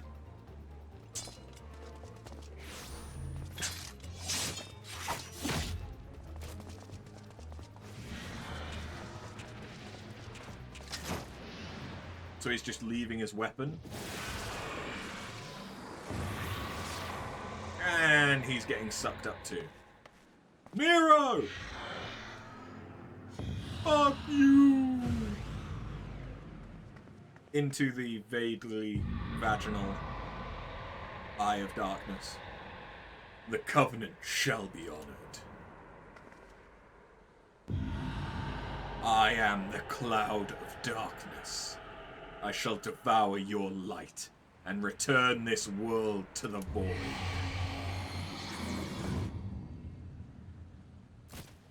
Well, they seemed lovely.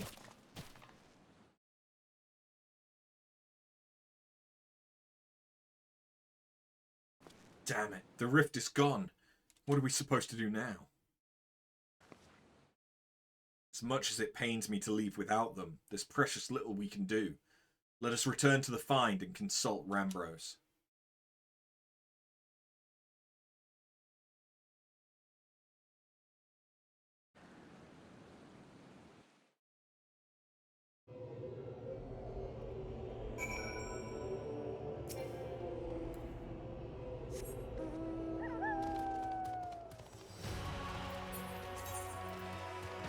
Gotta wind up Onion Night.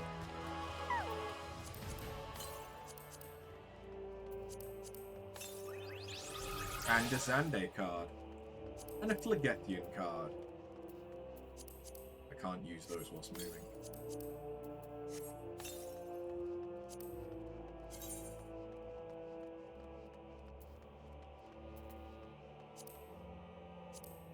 A lot of the glam, like, that's not bad. That's not bad. But a lot of it isn't.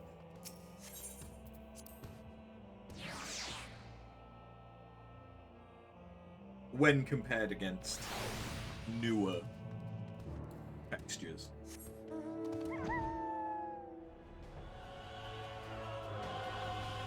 The first video game score in the Classic FM Hall of Fame 2024, Japanese composer Yoko Shimomura's music for Final Fantasy XV is voted into your top 300 pieces of classical music of all time.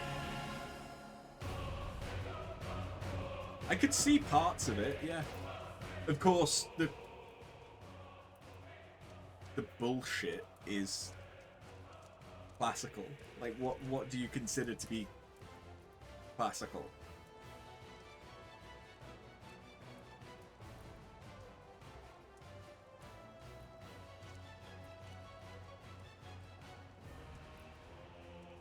Is classical just following the style of the classics?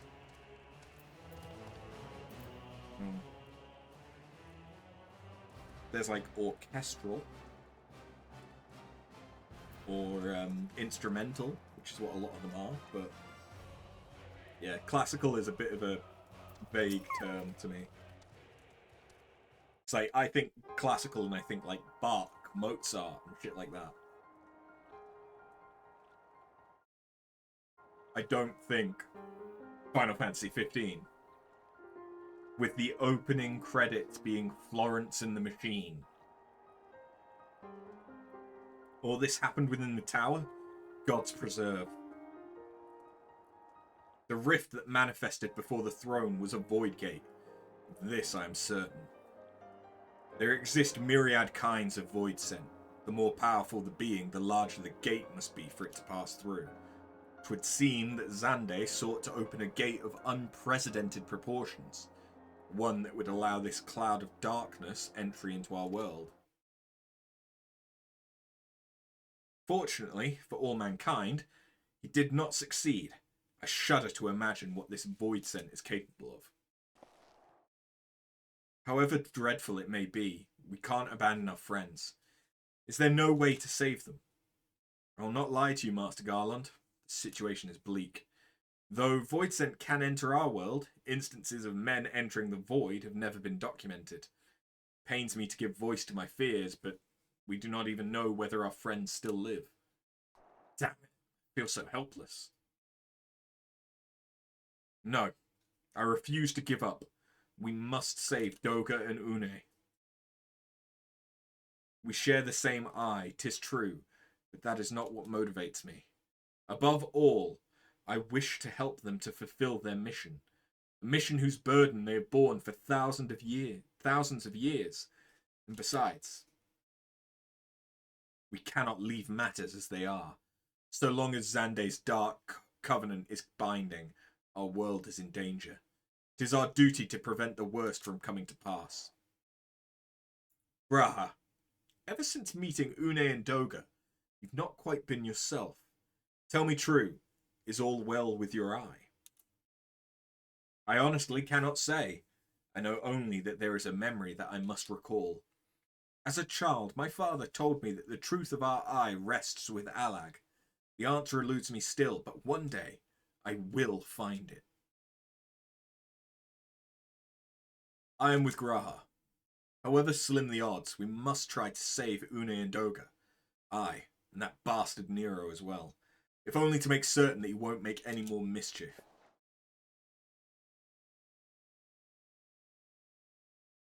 You have the right of it. Though we have known them but briefly, Doga and Une are our comrades. We cannot fail them. I shall consult experts in literature both. I swear to leave no stone unturned. Yet know that it may be a while before we are ready to act. I would ask that you all be patient. When dealing with the void, one cannot be cautious enough. My thanks again for your assistance.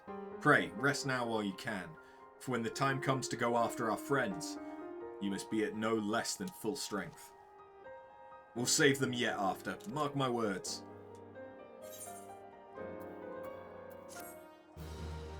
Hey. There's probably some orchestral music we just can't remember. Oh, there's definitely like orchestral instrumental music. I'm pretty sure that when you're in the Venice area, that I forget its name.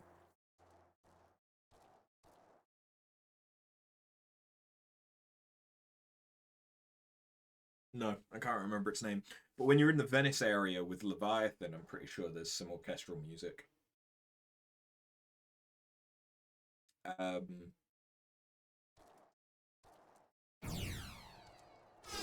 And I'm not entirely sure,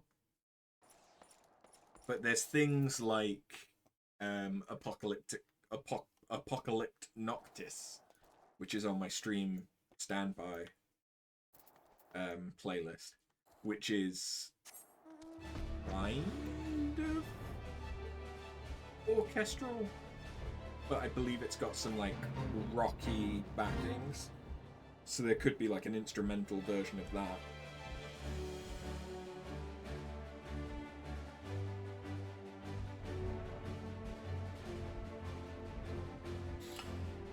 Anyway, that is 2/3 of the Crystal Tower questline done. We just have the World of Darkness, which is the final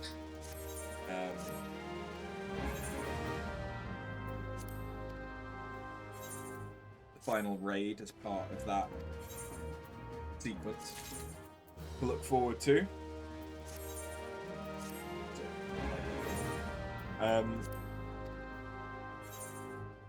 But we will probably have to do that next week, depending on how things go with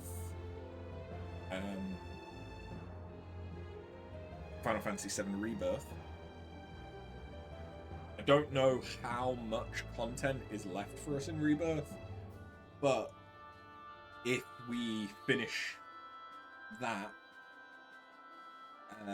prior to like a full stream, the next game after that is going to be Dragon's Dogma 2, which I just need to install on the PS5. I have it. I might put off starting Dragon's Dogma 2 in order to get to